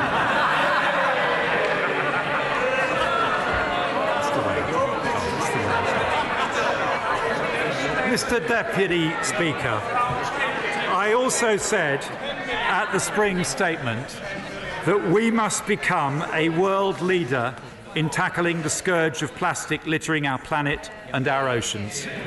Billions of disposable plastic drinks cups, cartons, bags and other items are used every year in Britain. Convenient for consumers, but deadly for our wildlife and our oceans. Where we cannot achieve reuse, we are determined to increase recycling. So we will introduce a new tax on the manufacture and import of plastic packaging which contains less than 30% recycled plastic, transforming the economics of sustainable packaging. We will consult on the detail and implementation timetable. I have also looked carefully at the case for introducing a levy on the production of disposable plastic cups, not just for coffee, but for all types of beverage. I have concluded that a tax in isolation would not, at this point, deliver a decisive shift from disposable to reusable cups across all beverage types. I will monitor carefully the effectiveness of the action which the takeaway drinks industry is already taking to reduce single-use plastics, and I will return to this issue if sufficient progress is not made. But in parallel, my right honourable friend, the Environment Secretary, will look to address this issue through the reform of the Packaging Producer Responsibility Scheme. Working across government, this ambitious package reflects our determination to lead the world in the crusade to rid the oceans and the environment of plastic waste. Mr Deputy Speaker, it is only by dealing with our debts and tackling the long-term challenges our country faces that we can sustainably raise wages and living standards. But I recognise that many people are feeling pressure on their household budgets now. And because the hard work of the British people is paying off, I am pleased to be able to announce today a series of measures to help families across Britain with the cost of living. Mr Deputy Speaker, turning first to duties, as my right honourable friend the Prime Minister has already announced, we will freeze fuel duties for the 9th successive year, bringing the total saving to the average car driver to over £1,000 and to the average van driver to over £2,500. The tobacco duty escalator will continue to rise at inflation plus 2%. Mr Deputy Speaker, I've received numerous representations from my honourable and right honourable friends on one particular subject, and in response I will be freezing beer and cider duty for the next year, keeping the cost of beer down for patrons of the Great British Pub. And in response to the concerted lobbying of my Scottish Conservative colleagues, I will also freeze duty on spirits, so that we can all afford to raise a wee dram to Ruth Davidson on the arrival of baby Philip. Saving 2p on a pint of beer, 1p on a pint of cider and 30p on a bottle of scotch or gin compared to the inflation assumption in the OBR forecast, while proceeding with the usual RPI increases on wine. As promised at Autumn Budget 2017, so-called white ciders will be taxed at a new higher rate. From October next year, I can confirm that we will increase remote gaming duty on online games of chance to 21% in order to fund the loss of revenue as we reduce FOB-T stakes to £2. From April 2020, APD will be indexed in line with inflation, but there will be no change in the duty rate for short-haul flights.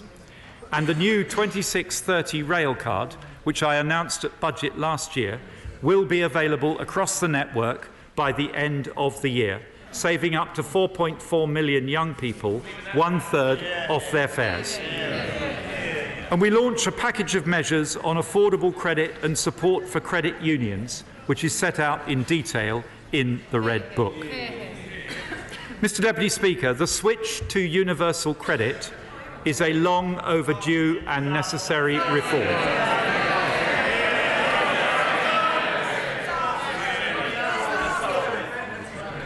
It replaces the broken system left by the last Labour government. A system, Mr Deputy Speaker, that trapped millions on out-of-work benefits for nearly a decade. This is not just a welfare measure, it is a major structural reform to our economy that will help to drive growth and employment in the years ahead. And I pay tribute to my right honourable friend, the member for Chingford, without whose tenacity universal credit would never have seen the light. But I recognise the genuine concerns among many honourable and right honourable friends about two issues. First, the implementation of this programme. It is an enormous undertaking, and we've always been clear we want the migration process to be as smooth as possible. I have already delivered nearly £3.5 billion to help with the transition, including a £1.5 billion package of support at last year's budget. Today, I can go further with a package of additional measures worth £1 billion over 5 years, enabling... What a surprise, Mr Deputy Speaker. What a surprising response from the opposition front bench.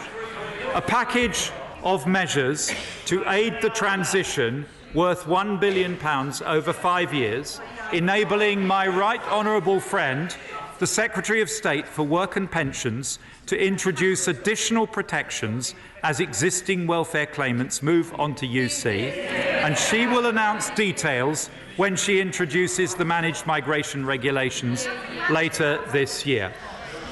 Secondly, I have heard the concerns about the rates and allowances within the design of the system.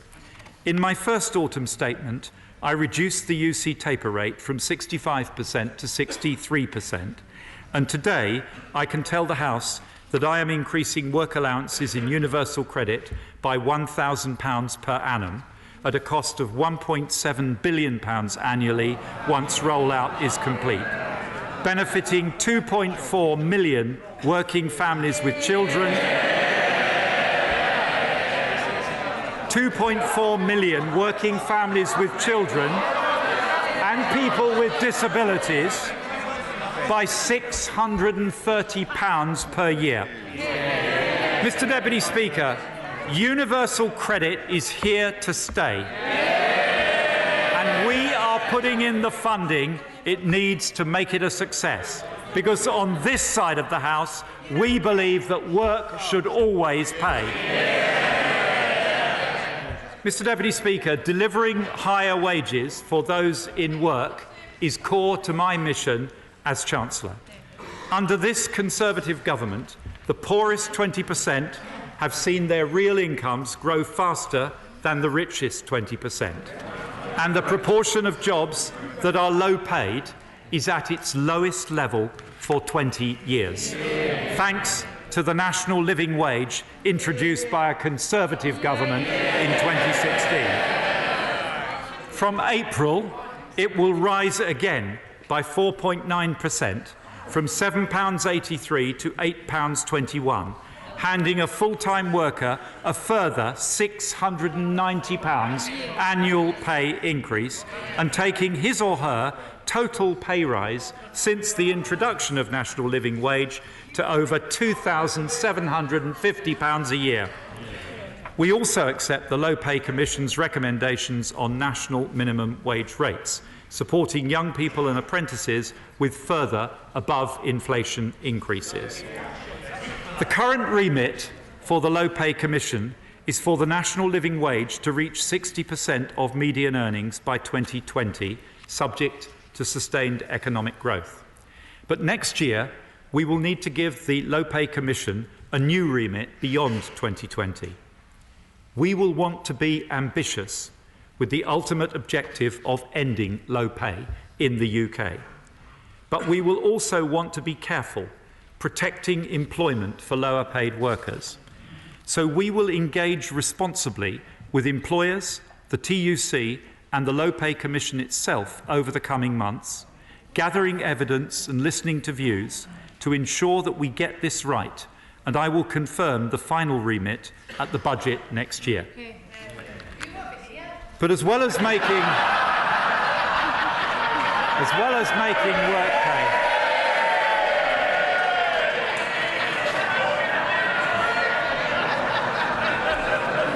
I hear the Honourable Lady, Mr. Deputy Speaker, but her point is slightly blunted by the fact that she made it in the autumn of 2016, she made it again in the spring of 2017, and she made it again in the autumn of last year.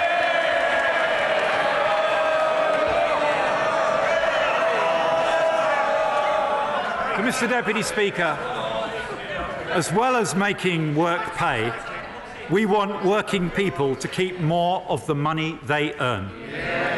When we came into office, the personal allowance stood at £6,475 and the higher rate threshold at £43,875.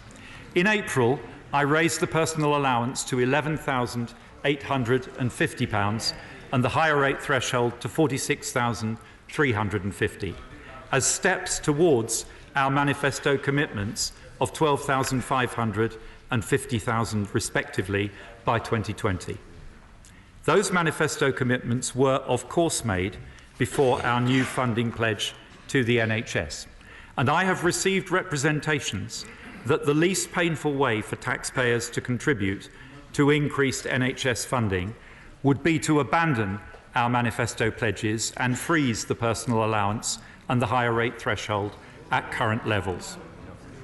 But let me reassure the House that unlike the right honourable gentleman opposite, my idea of ending austerity does not involve increasing people's tax bills.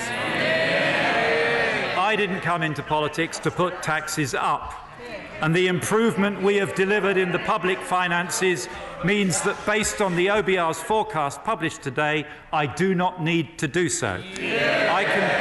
I can therefore confirm today that I will meet our manifesto commitments in April 2020, raising the personal allowance to £12,500 and the higher rate threshold to £50,000 before indexing both in line with inflation from 21-22. But our careful management of the economy allows me to go further. So I will raise both the personal allowance and the higher rate threshold to these levels from April 2019, delivering our manifesto commitments 1 year early. A tax cut for 32 million people. £130 in the pocket of a typical basic rate taxpayer, meaning since 2015 we've taken 1.7 million people out of tax altogether and nearly 1 million people out of higher rate tax. And Mr. Deputy Speaker, as a result of the announcements I have made today, a single parent receiving universal credit and working 25 hours a week on national living wage will benefit by £890 next year. The hard work of the British people paying off in hard cash in their pockets. Mr. Deputy Speaker, we have turned an important corner, and now we must pull together to build the bright, prosperous future that is within Britain's grasp if we choose to seize it. Embracing change, not hiding from it. Building on the inherent strength of the British economy and the indomitable spirit of the British people. Mr. Deputy Speaker, under this Conservative government, austerity is coming to an end, but discipline will remain. Austerity is coming to an end, but discipline will remain. And that is the clear dividing line in British politics today between a Conservative government delivering on the British people's priorities, supporting our public services, investing in Britain's future, keeping taxes low and getting our debt down, or the Corbyn Party, whose idea of ending austerity is to raise taxes to their highest level in peacetime history, who would send our debt soaring, who would squander the hard-won achievements of the past 8 years and take this country back to square one. We are at a turning point in our history, and we must resolve to go forwards, not backwards, and work together to build a Britain that we can all be proud of. And I commend this statement to the House.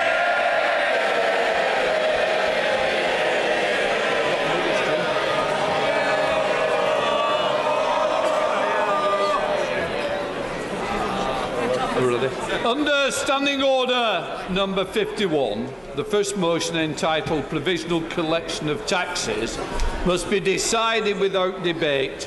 Will the Chancellor of the Exchequer please move formally? Formally, Mr. Deputy Speaker. The question is that pursuant of Section 5 of the Provisional Collection of Taxes Act 1968, provisional statutory effect shall be given to the following motions. A. Stamp duty reserve tax, brackets listed securities and connected persons, brackets, motion number 49. B. Tobacco products, rates, order.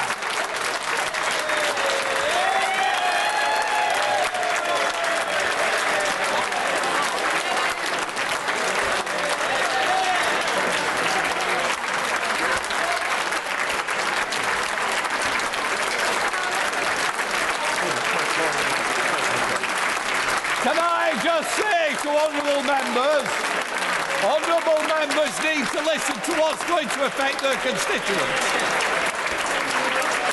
I will say once again that honourable members may be interested in what affects their constituents, because I certainly am. And what I would say, we won't know what affects them and what doesn't until I can complete it. And let us complete it. And I don't need any help from the light benches. Right. As many of that opinion say aye. Aye. The contrary, no. I think the ayes have it. The ayes have it. I now call upon the Chancellor of the Exchequer to move the motion entitled Income Tax (brackets charge).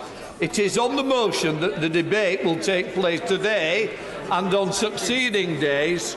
The questions on this motion and on the remaining motions will be put at the end of the budget debate on Thursday, the 1st of November. Minister to move. The question is the income tax charge for the tax year 2019-20 and declared that it is expedient and in the public interest that this resolution should have statutory effect under the provisions of the Revisional Collection of Taxes Act. I now call the Leader of the Opposition, the Right Honourable Jeremy Corbyn. Mr. Deputy Speaker, the reality is that whatever the Chancellor claims today, austerity is not over.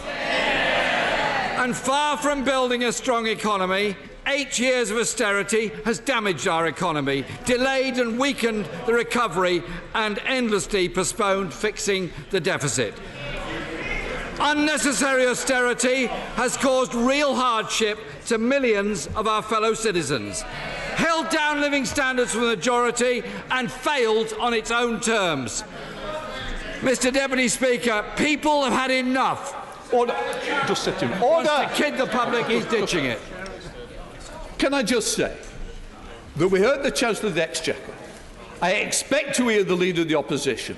Those who may have been put themselves in a position thinking I can't see them, yes, I can. And I don't want to hear any more. I want to hear the Chancellor of the Exchequer in the same way that your constituents do. Jeremy Corbyn. Thank you, Mr. Deputy Speaker. The Prime Minister pledged austerity is over. This, Mr. Deputy Speaker, is a broken promise budget. What we've heard today are half measures and quick fixes while austerity grinds on. And far from people's hard work and sacrifices having paid off, as the Chancellor claims, this government has frittered it away in ideological tax cuts to the richest in our society. This budget won't undo the damage done by 8 years of austerity and doesn't begin to measure up to the scale of the job that needs to be done to rebuild Britain. The government claims austerity has worked, so now they can end it. But that is absolutely the opposite of the truth. Austerity needs to end because it has failed. Just 2 years ago, he forecast growth of 2.1% next year and the year after.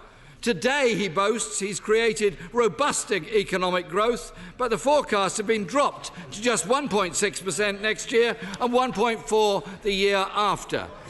Economic growth in the first half of this year was the slowest since 2011. The last year we had the lowest growth of any major economy.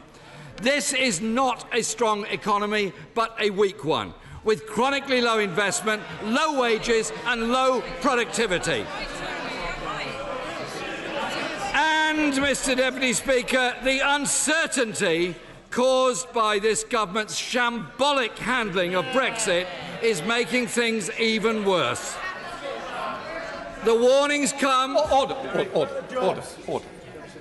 Mr. Bowen, Mr. Philip, I expect better. You're very obviously right in my sight, so I suspect you either go quietly out of the chamber if you can't behave. Jeremy Corbyn. Very good. The warnings come from across the economy, the car industry, farming and food, road haulage.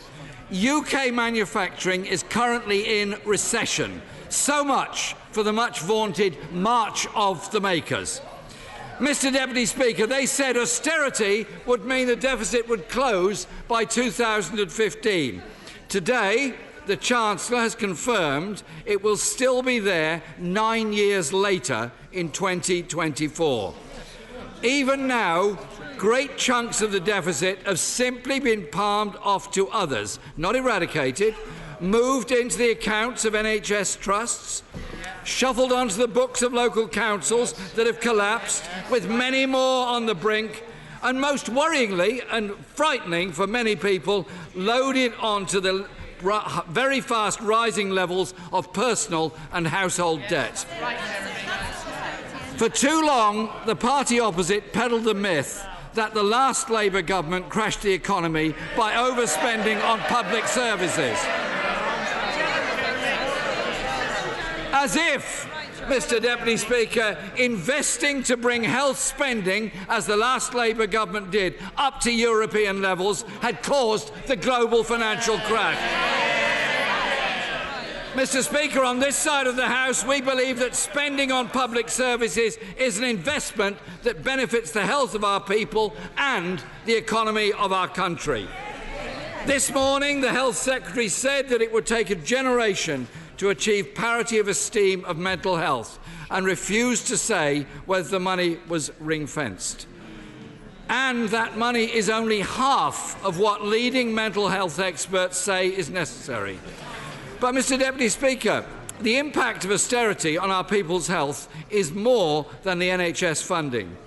Improvements in life expectancy are stalling for the first time in modern history, and in the poorest areas of our country, life expectancy is actually falling and child mortality is rising.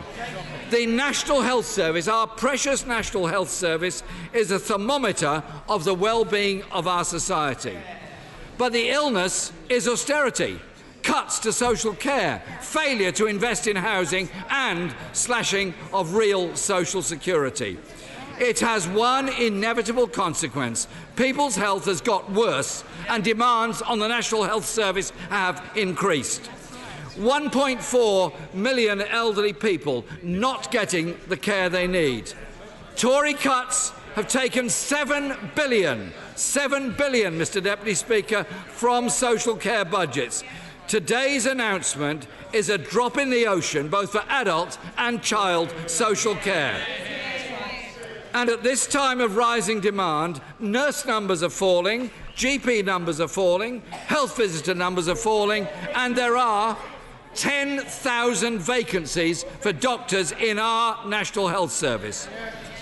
Under the last Labour government, the NHS budgets averaged an increase of 6% a year. That's been slashed to just 1.4% under this government. The Health Foundation says the government's much heralded extra money for the National Health Service is, and I quote, simply not enough. While the IFS says funding at this level will only maintain current levels.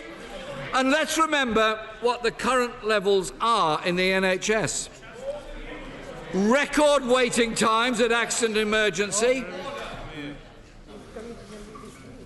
Mr. Hoare, I think we know better. We caught each other the eye before. I won't want to catch it again. Seriously, you might think Halloween's for screaming. It is not what I want to hear in this chamber. Chairman Cole.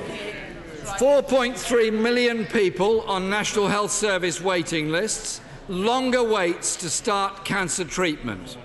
We need to go further, which is why, as we pledged in our manifesto, Labour will raise taxes to the highest earners to fund an increase above the government's baseline.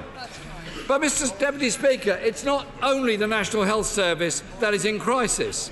Defence spending has actually been cut, the size of the army has been cut by a fifth, and whilst we welcome the donation based on VAT gains to commemorate the armistice and 1.7 million more for educational programmes to ensure people learn the horrors of the Holocaust, and I join with the Chancellor in absolutely condemning the horrific and vile anti-Semitic and racist attack that occurred in Pittsburgh over the weekend. We stand together with those under threat from the far right, wherever it may be, anywhere on this planet. The Conservatives used to claim to be the party of law and order. Now they can't even maintain law and order in our prisons. Assaults at record levels as depleted staff try to cope with a difficult situation. And our streets are less safe too. Police numbers are down, violent crime is up, and convictions are down. Chief constables are warning that criminals are taking advantage, and police officers are having to take the government to court. The police officers taking the government to court just to get a pay rise.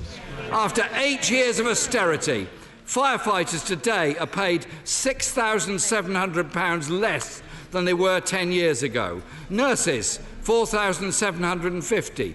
Teachers, £4,650. Every public sector worker deserves a decent pay rise. But, Mr. Deputy Speaker, 60% of teachers are not getting it. neither are the police nor the government's own civil service workers.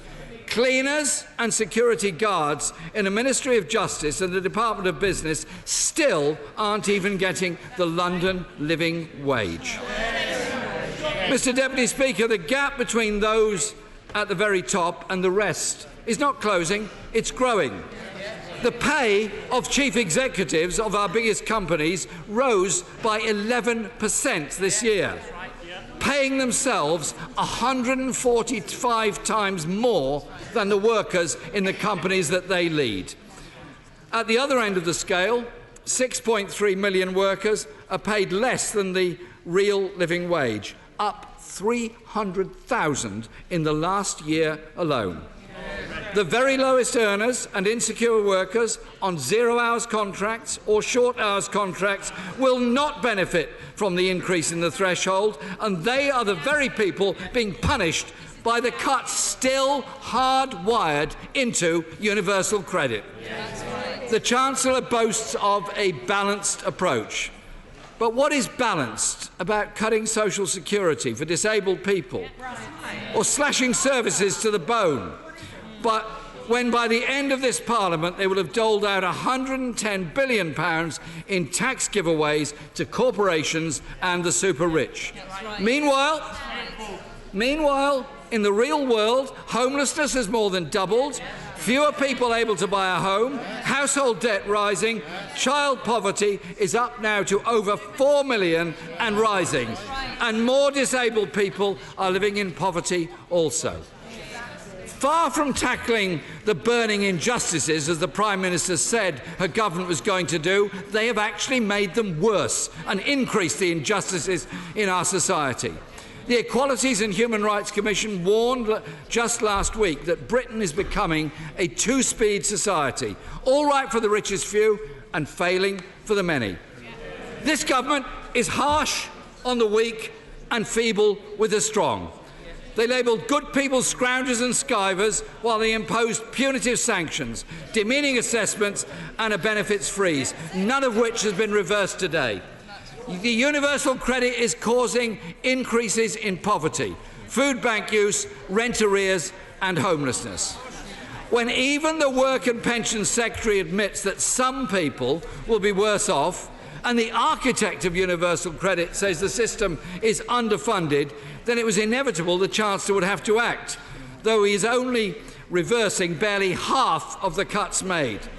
However, the problems of universal credit are also structural, harming the self-employed, lone parents, people with larger families and survivors of domestic abuse. That is why we believe the rollout must be halted immediately.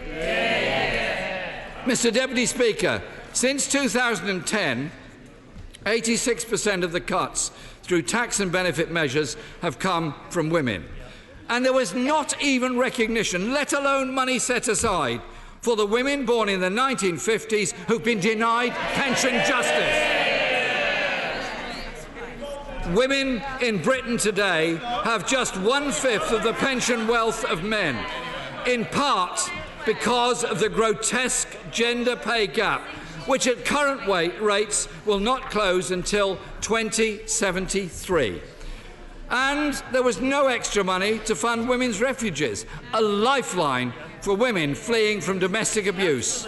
Since 2010, almost 1/5 of all refuges have been forced to close.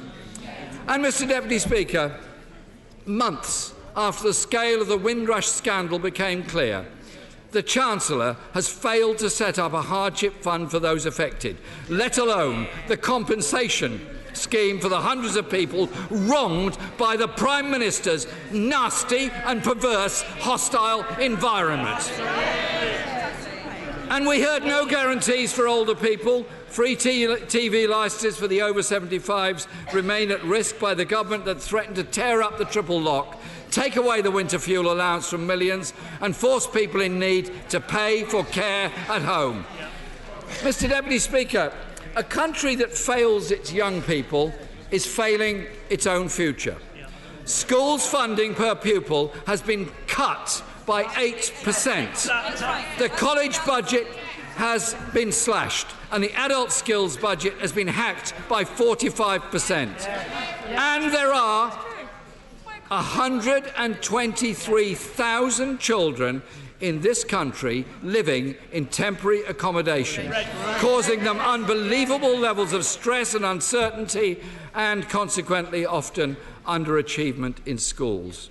Children's services face a £2 billion funding gap. We now have the highest number of children being taken into care since 1985. Last Saturday, I visited North City Children's Centre in Norwich, threatened with closure due to council cuts. With too many children in Sure Start centres already closed, the users of that wonderful centre were very frightened of their future because they had benefited, like so many others have in so many other parts of the country, from the great achievement of the last Labour government, which was children's centres and the Sure Start initiative all over the country. Spending on youth services has fallen by 62%. 600 youth centres have closed. There are 3,500 fewer youth workers. The UK, Mr Deputy Speaker, is the only major global economy in which investment is falling. UK business investment is the lowest in the G7. This failure to invest means Britain's productivity is 15% lower than major economies. Public sector investment is over $18 billion lower than it was in 2010. Britain is the most regionally unequal country in Europe, with 6 of the 10 poorest regions in Northern Europe in this country. And the government reinforces these disparities. Let's just take an example. When it comes to transport funding, the North receives $2,500 less per person than London, while people in the Midlands get $1,900 less. So much for the Northern powerhouse and the Midlands engine. Local economies are also struggling, Mr Deputy Speaker. Over 100,000 retail jobs have been lost in the last 3 years. There are 25,000 boarded up premises across Britain. A visit to many of our high streets is to see roller-blind shutters on shops that are being closed because of job losses and the problems they face. The Chancellor's business rate announcement today only unpicks his own disastrous revaluation last year. And the Chancellor has again delayed slashing the maximum stake on fixed odds betting terminals. But he will not solve the crisis on our high streets until he firstly tackles the institutionalised tax avoidance of big online retailers. His digital services tax announced today is too little and too late. Secondly, the Chancellor must tackle the levels of household debt driven by low wages. High streets won't thrive until people have money to spend. So we hope he will endorse our call for the minimum wage to be a real living wage of at least £10 an hour by 2020 and removing the discriminatory youth rates from the system. Mr Deputy Speaker, this Chancellor has again failed to back Labour's plan to create a national investment bank with regional development banks. Today's announcement on broadband investment is a very small step, but Britain ranks 35th in the global rankings of broadband speeds. Currently, just 2% of UK premises have full fibre broadband compared to 80% in Spain and 100% in South Korea. This government still lacks any meaningful strategy for creating high-skilled jobs in every region and nation, and failing abysmally to invest in the industries of the future necessary to tackle climate change. The IPCC report this month was clear on the consequences. We can only avoid climate catastrophe if we act now. The government's response has been to cut support for our solar industries, losing 12,000 jobs in the process, slash the building of onshore wind, cut subsidies for electric vehicles, sell off the Green Investment Bank, and instead to back fracking in the face of overwhelming local and scientific opposition. 10 years ago, It was a Labour government that passed the Climate Change Act, world-leading legislation to reduce greenhouse gas emissions by 80% by 2050. This government is not even on target to do that. Clean energy investment fell 56% last year, and the UK produces less of our energy from renewables than Germany, Spain, France or Italy. This government is, I believe, Mr Deputy Speaker, failing to protect our environment and, in doing so, failing to protect all of our futures. The extra $500 million announced today to help the government cope with Brexit is not about planning, but about panic. And that panic is very deep-rooted. Yesterday, the Chancellor said another budget would be necessary to set out a new economic strategy in the event of a no-deal Brexit. This morning, the Prime Minister said all these spending commitments are funded irrespective of a deal. It's very clear, Mr Speaker, if they can't agree a good deal with the EU, it's because they can't agree a deal amongst themselves in the Cabinet or in the Tory party. So as we approach the crucial stage of the government's bungled Brexit negotiations, we face a choice about the sort of economy we want. Some on the benches opposite fantasise about taking Britain down the road and the path to being a Singapore-style tax haven with a race to the bottom in rights and protections. That must be rejected outright. What we need is an active government that will invest in our people in every region and every nation of our country, that will use the wealth we create to fund world-class public services. What's needed, Mr Deputy Speaker, is a real break with austerity and a government committed to raising investment across the board to rebuild our economy, communities and public services. That is a route to a country that could work for all. Austerity is not over, and the quick fixes and half measures we've heard today do not begin to measure up to the scale of the job that needs to be done to rebuild Britain. Chair of the Select Committee for Treasury, Nicky Morgan. Mr Deputy Speaker, thank you very much indeed. It must be something that I've said as everybody leaves the chamber, or perhaps something that the honourable member for Islington North did not say, because the Chancellor had a difficult job today. He had a conflicting economic outlook as he prepared today's budget. But he has offered solutions and a vision for the future, unlike the Leader of the Opposition, from whom we have heard no vision, no solutions, and no idea what needs to be done to support growth in this country. Now, Mr Speaker, on one hand, borrowing is down to its lowest levels since the beginning of the century. And while there are plenty of economic challenges remain, not least the need to boost growth, there are encouraging signs that pay and productivity are picking up at last, while unemployment rates remain at historic lows. As my right honourable friend has said, the OBR is forecasting sustained real wage growth, and it is extremely good news and much undersung that this country is no longer borrowing to fund current spending. That is the result of an enormous amount of hard work by the British people, but also by ministers, including his successor. On the other hand, of course, the job of bringing the national debt back down, a lasting legacy of the financial crisis, is only just beginning. And the OBR's long-run projections have made clear that demographic pressures on the public finances will only build further from here, and the Chancellor rightly referred to the 2019 spending review in his remarks, and that will be a critical moment for the future of public spending in this country. I will give way. I'm grateful to her for giving away. Barely 2 weeks ago, the world's scientists issued their most stark warning yet that we had just 12 years in which to tackle climate change and to avoid climate catastrophe.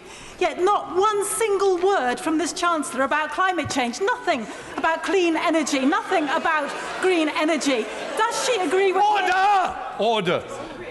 They're meant to be short interventions. I think you got the message across. Nicky Morgan. Thank you very much indeed, Mr Deputy Speaker. Well, I heard the Chancellor mention climate change, and I think that the Honourable Lady will have her own opportunity to speak later on in this debate. It's time, therefore, to look at the next iteration of this government's plan to ensure that public services have the funding they need whilst keeping borrowing and debt under control. And the Chancellor made a welcome start on this plan today by setting out how the boost to NHS spending will be funded and indicating the overall envelope for the forthcoming spending review. And the Treasury Committee will, of course, take a close look at the detail of this plan. And I want to particularly welcome, though, in the NHS spending, the spending for mental health. I declare an interest here as a trustee of a small mental health charity in my constituency. But the fact is, it is this government that has made a clear commitment to parity of esteem for mental and physical health. Now, with sustainable public finances come the resilience to deal with the challenges and risks that may lie ahead. And Brexit is, of course, the greatest and most imminent source of uncertainty looming over this budget. It's just stating the obvious to say that the nature of the United Kingdom's withdrawal from the EU could upend the economic forecasts on which this budget is based. Now, the OBR is still playing its cards close to its chest. It's still forecasting a relatively benign Brexit with a smooth transition and no implications for productivity, which I'm sure is what we all hope for. But its forecast of continued reductions in public borrowing depend on those benign assumptions becoming a reality. But nonetheless, I'm going to make a bit of progress on this, and I will. Nonetheless, the OBR has begun to make some of its thinking about Brexit clearer. Its view of the implications of a no-deal Brexit has become very clear indeed, and the nearest precedent the OBR could think of was the 3-day week, which it says knocked 3% off our economy that quarter. But even assuming a smooth transition, the OBR has also said that increased trade barriers with the EU, not just tariffs, will likely leave our economy smaller and reduce long-run productivity growth. I'll give way now to the lady once. I thank the Right Honourable Lady for giving way. Does she not find it slightly disingenuous of the Chancellor to talk about a deal dividend for Brexit when every single Treasury forecast for any deal of Brexit shows that our economy will be worse off? Well, it's undoubtedly the case that our economy is going to be worse off because of Brexit. We have the best possible deal, and no deal that is secured will be as good as the deal that we have at the moment. But as a strong and ardent Remain campaigner, I have to accept how 17.4 million people in this country voted. And the Honourable Lady, and I'm sure others in the House, will be very aware of my particular position, which is that if we're going to go down this route, there is a deal that can be done that mitigates the worst of the damage, and that deal is the Norway option, which I hope my government will seriously consider. I would also gently say to her that, of course, had the opposition front bench, particularly the leader, played his part fully in the referendum campaign, we might well not be in this position now. He's an old Brexiteer. Now, it's repeatedly been said that the divorce bill and the UK's contributions to the EU budget will be dwarfed by how the future UK-EU relationship impacts trade, migration and productivity. And amid this uncertainty, the Treasury Committee will support Parliament in scrutinising the economic implications of the UK's withdrawal agreement. My right honourable friend, the Chancellor, will know that we've requested detailed assessments of the withdrawal agreement and the future framework from the Treasury, the Bank of England and the Financial Conduct Authority once it is negotiated, and we need those assessments in good time before Parliament comes to a vote. And the committee has appointed a specialist advisor, Professor Sir Stephen Nickel, a former member of the OBR's Budget Responsibility Committee, who will subject the Treasury's analysis to independent assurance. The committee will also take evidence from the Chancellor, and I know he's looking forward to that session. As far as this budget is concerned, the forecast on which it is based can only be considered preliminary until the OBR gets an opportunity to review the Brexit deal. The OBR's next forecast, the spring statement, will therefore assume a greater importance than usual, and the committee would expect the OBR to receive the analysis and information it needs from government departments and agencies in good time to incorporate the agreement fully into its forecast. And I do note that in some of the documents today, the OBR has made it clear that they were pushed for time in the analysis that they did before today's budget. I think we all understand why the budget is early, but we want to make sure the OBR has sufficient time in future. And in that context, I'd like to remind the House of my comments at last year's budget debate concerning the role of the Treasury Committee in upholding the independence of the OBR, as well as subjecting it to scrutiny and challenge. The Office of Budget Responsibility is a vital tool in helping this Parliament to hold the government to account, and the committee will continue to seek assurances that the OBR has done its work free of political interference and will defend its reputation for independent judgment if need be. And this is all the more vital because of the extraordinary situation that UK politics finds itself in at the moment. When John Thompson, the Chief Executive of Her Majesty's Revenue and Customs, receives death threats for the evidence that he gives to my committee, that I'm sure this whole House would agree that is abhorrent and has no place in our democracy. Now, I said before that the government shouldn't wait for Brexit before moving forward on its domestic policy agenda. In an uncertain economic climate, households are also under financial pressure, with a saving ratio at record lows and negative in cash terms.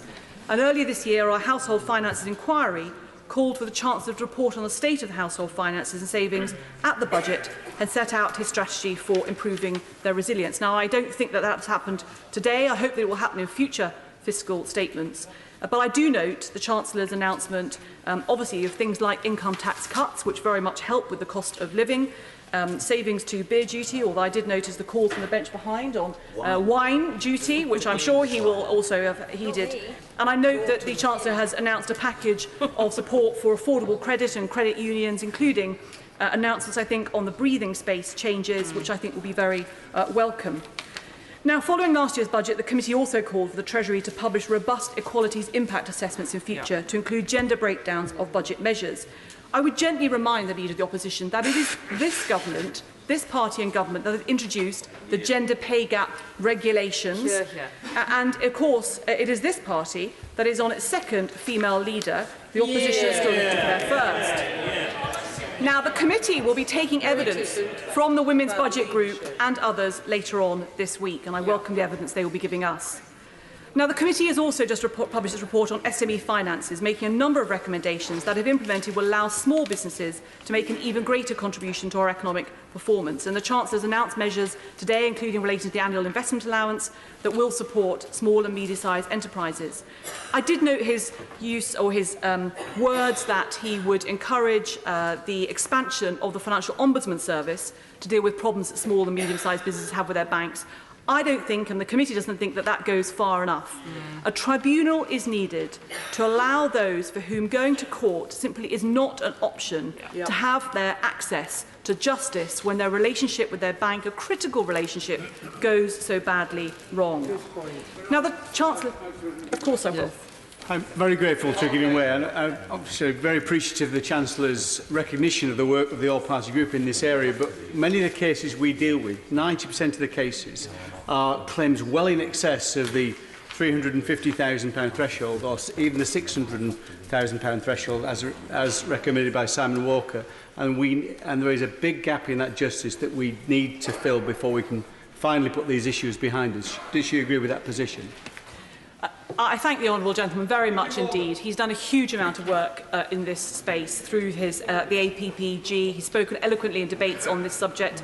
And I do believe that actually, just as we welcome wage increases, which is something we haven't seen over the course of the last 10 years, I'd argue that's why we're in much of the state of UK politics that we're in at the moment, he's right to say that actually putting these issues to bed, these relationship breakdowns with the banks, between smaller businesses, actually is vital in order to allow that important relationship to move on. And that's why I think both he and I would agree that a tribunal is the right way forward. The Chancellor talked a bit about productivity. That's clearly going to be a part of the debate going forward. He also talked about the need to review business rates, and I think he's absolutely right, and obviously the help given today is very important. But I can say the committee will be looking further at business rates, because although today's announcements are obviously welcome, I speak as somebody whose constituency office pays business rates, actually there has to be a more fundamental look at this going forward if we want to support our retailers and our small and medium-sized businesses. The Chancellor also has announced changes on digital tax, and I think that's also an issue of fairness, which we welcome, and we wait to look at the details of that and look forward to scrutinising him on those issues. The committee is rising to the occasion of an early autumn budget with an accelerated schedule for our own scrutiny and analysis, and we will, as I say, be taking evidence from the Office of Budget Responsibility and others this week, and look forward to hearing further from the Chancellor on the measures he's announced and on the economic and fiscal outlook in a week's time. As a constituency MP, I would like to say thank you to the Chancellor for the £70 million for the Defence National Rehabilitation Centre just outside my own constituency. I'd like to have heard him say more about the National Retraining Scheme that was announced in last year's budget, because actually investing in things is important in the industrial strategy, but so is investing in our people and our skills for the future. But finally, Mr Deputy Speaker, this was a budget that right at the start the Chancellor said was for the strivers, the grafters and the carers. I fully understand that he wants, and I fully endorse his desire to build an economy that works for everyone, and we look forward to asking him further questions about this in the scrutiny sessions ahead. Before I bring in the Leader of the SNP, can I just say to people now, I'm expecting a limit of 8 minutes to start us off with. Ian Blackford. Thank you, Mr Speaker, and I must say it's disappointing in some respects that the speech this afternoon was affected by a protest in the gallery. But let me say this. We all recognise that what we saw today was very much the spirit of the suffragettes. We on this side of the House understand the suffering of the women born in the 1950s that have been betrayed by this government. When women pay national insurance, they do it on the basis that they're going to get a pension. And to find that women have had their pension entitlement taken from them, in some cases for 6 years, and only given 14 months' notice. And I have to say to the Minister who's sitting on the front bench, who seems to be suggesting that the Scottish Government can fix this, it's a reserved matter. The only people that should be fixing this, and I can understand the frustration of the 1950s women, and it's about time that many of these women that are suffering in poverty get what is rightly theirs. And it's shameful that the Conservative Government and the Chancellor hasn't even got the good grace to stay and listen to the third-party speech. That's the contempt that the Chancellor shows for Parliament and for 1950s women. He's not the Chancellor, and he never will be. You know, the Chancellor did state that this is the first Monday budget since 1962. I should perhaps remind him that his predecessor that gave the budget on a Monday was gone in 3 months. We know that the Prime Minister's got little time for the Chancellor, and there's no doubt that he will be gone soon. You know, we hear much about the ending of austerity, although when the Prime Minister talks about ending of austerity, there's no real sign of that from the Chancellor's statement, and it's trumpeted and cheered to the rafters by those in the Tory benches that there's going to be investment in universal credit. And of course, we welcome the fact that there is some additional money going in. But when you look at the budget book, well, you know what? Shouting out like this, and this is serious, because this is about people that are really suffering, and all you can do is chunter from a sedentary position. Show some respect to people in this country for once. Now, Mr Deputy Speaker, when we look at this, and we find that the investment in universal credit through the work allowance next year is £545 million, the Joseph Rownstreet Foundation tell us that it's actually £2 billion that's required. And when there's that investment that's going in of £545 million, there's a tax cut through the increase in the higher rates, which is worth £2.8 billion. That's the reality and the priorities of the Conservative Government. Austerity coming to an end. Don't kid us. Mr Deputy Speaker, the budget statement shows a chronic lack of understanding of the threats that we face in the storm clouds ahead. The icy blast that has come this weekend is a foretaste of the dark winter to come, a winter that the Tory government are ill prepared for. 10 years since the Labour Party presided over the financial crash, the Conservative Party today risk another. 10 years on from the onset of the last recession. I wish that people in Scotland and the rest of the United Kingdom can see the member for Stirling that sits there and laughs while we discuss matters of great importance to the people of this country. The Scottish Conservatives are a disgrace to the people of Scotland. They should be utterly ashamed of themselves. Mr Deputy Speaker, you can shout all you like. I'll tell you what's shocking. It's the budget that we've had from the Chancellor of the Exchequer today. That's what's shocking. Mr Deputy Speaker, 10 years on from the onset of the last recession, history tells us that statistically we are likely to be closer to the next recession than we are from the last. The UK's preparedness and ability to respond is impacted by the failure of leadership of the Chancellor and his government. And how ill prepared has the Chancellor come to the dispatch box today? And it's a pity he is not here. What disrespect that the Chancellor has shown. Over the weekend, the Chancellor said he may have to change his forecast if there's a no-deal Brexit. Mr. Speaker, can we even believe this budget? What price are we all going to have to pay for a no-deal Brexit? Maybe the Prime Minister doesn't, as hours after the Chancellor made his announcement that a no-deal would require a change in forecast, Number 10 said it wouldn't. What an utter shambles. Whose budget is this? The Chancellor's or the Prime Minister's? Mr. Speaker, the Chancellor comes before us today without adequate planning to give us any of the assurances that his government can protect our economy over the next few months, never mind the next few years. And to add insult to injury, Mr. Speaker, we were promised £350 million a week as the Brexit dividend. It was on the side of a bus. Instead, we're getting 50p. a shiny new 50 pence to distract from the devastation that this government walks blindly into as it railroads ahead with its Brexit plan. Thank you. Can I just say, Mr. Philip, it is up to the member whether he wishes to give way, and I think it's quite clear that he's not giving way. Ian Blackford. Thank you, Mr. Deputy Speaker, but I think there is a precedent that the third-party speech in the budget is held without intervention. Mr. Speaker, it is not just a no-deal Brexit that will cost families. Even if the UK gets a deal, it will cost families. The whole Brexit process is going to hit the economy. There is no such thing as a good Brexit. And the House must wake up to that reality. Yeah, you carry on just thing. You really are the village idiot. The storm is coming, and this government hasn't even brought an umbrella, never mind the shelter we need. This budget leaves us wholly unprepared for the Brexit bombshell heading towards us. It fails to protect current and future generations. An end to austerity, said the Prime Minister.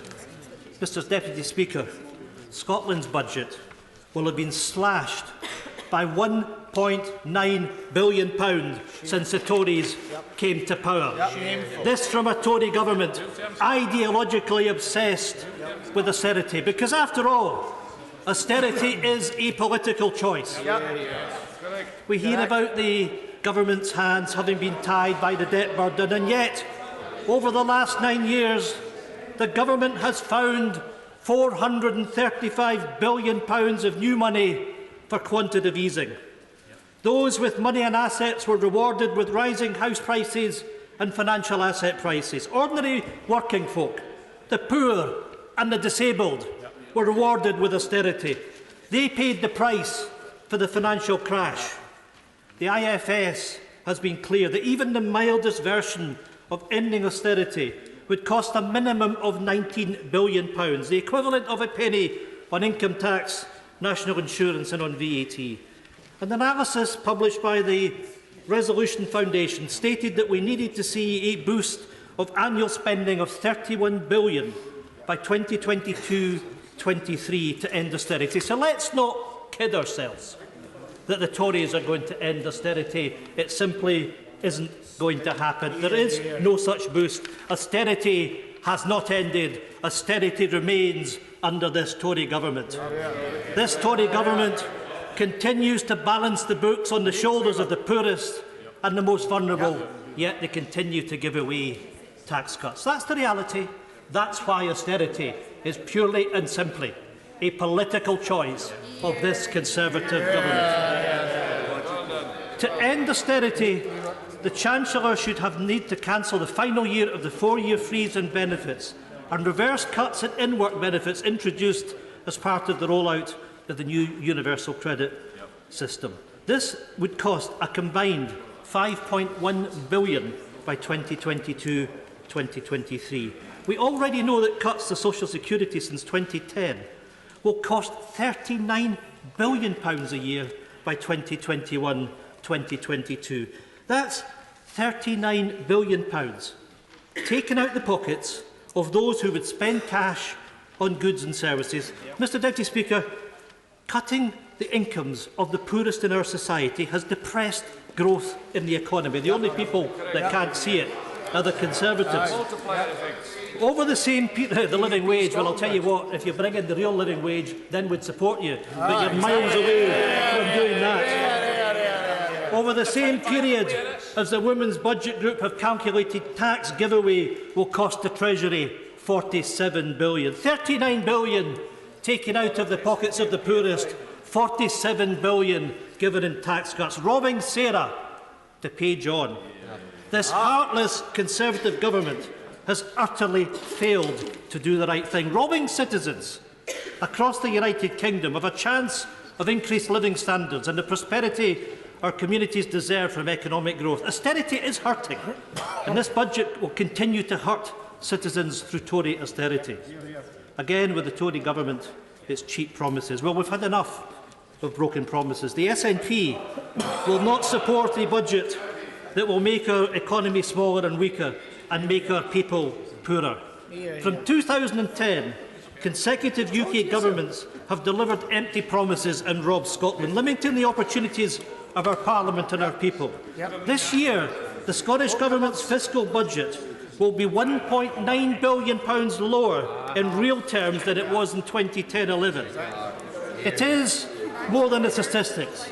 It is the harsh impact on those who depend on our public services, the young, those in work, the elderly and the disabled. We all pay a price for Tory austerity. Well done, absolutely. Mr Deputy Speaker, with Brexit coming down the tracks, this government has picked up where Labour left off and abandoned the people of Scotland. Instead of arming themselves with a budget that would protect jobs, drive investment and boost growth, the UK government has delivered a budget that will leave the communities of the United Kingdom frozen in failure.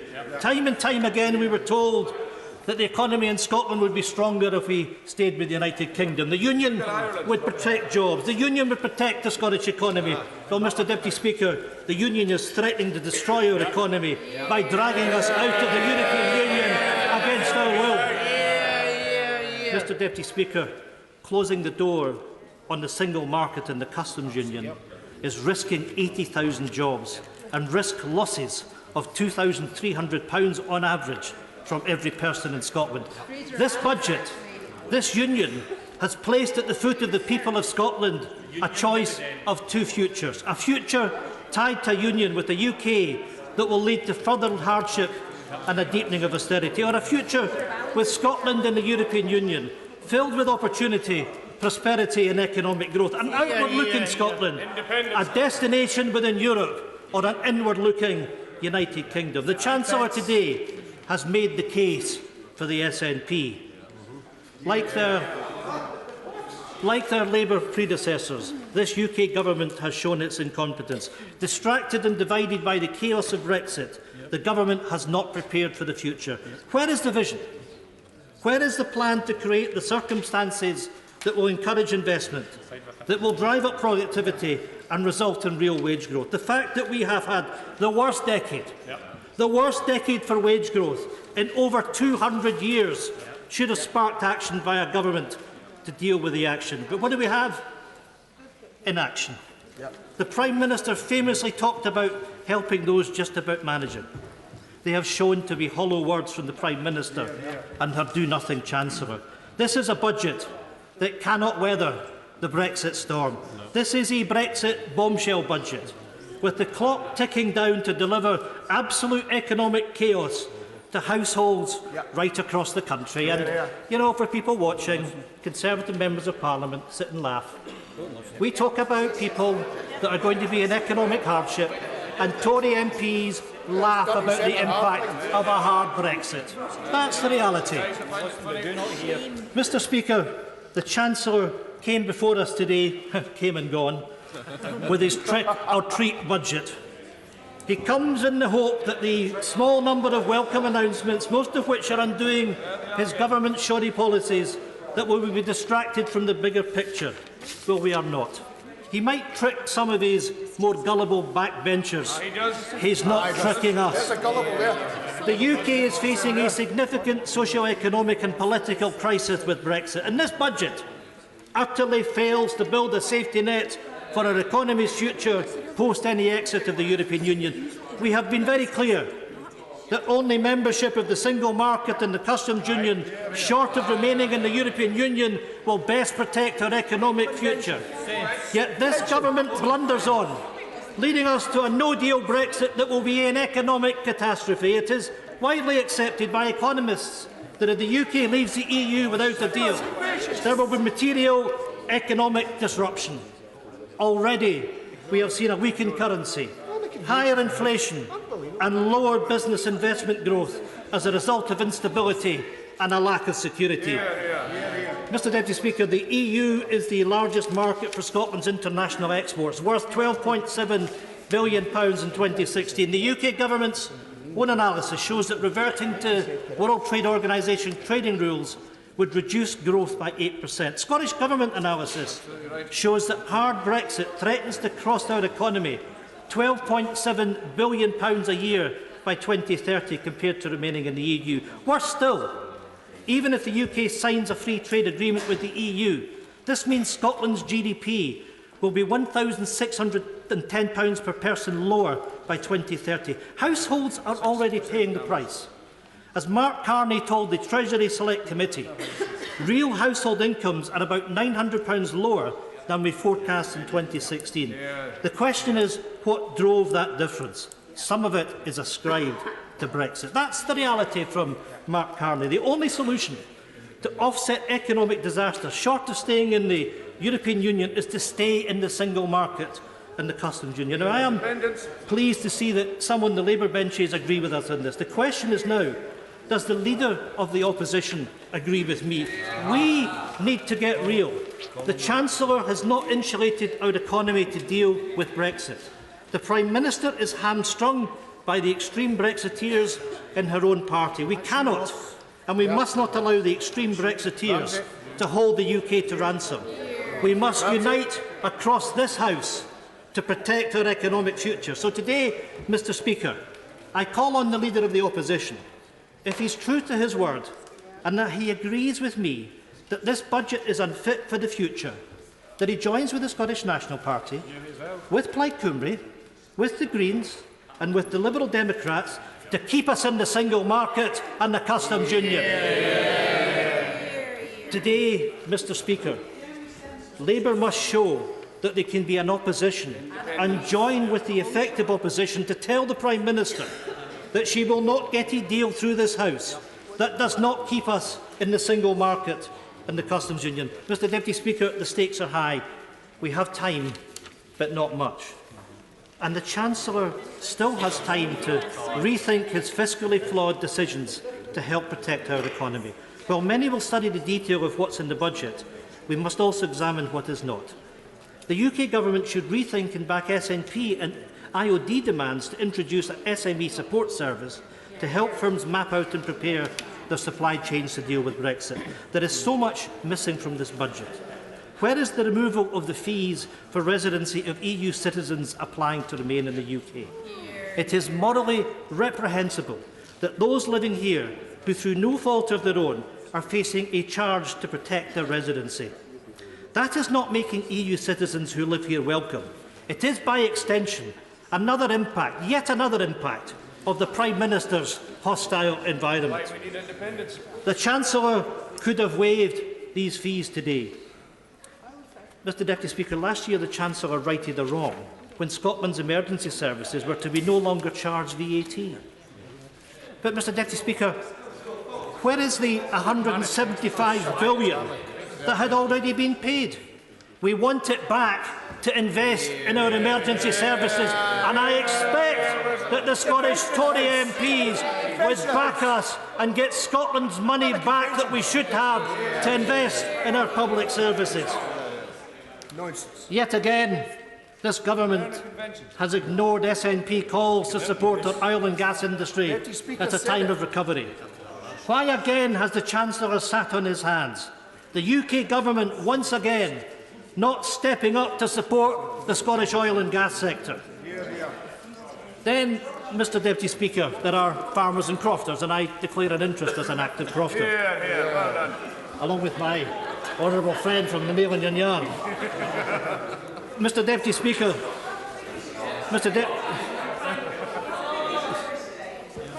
We wish. Well, we wish. I can hear the jive from across the other side, and I'll take it. I am just a simple crofter with 10 acres worth of pretty standard. I've got 15.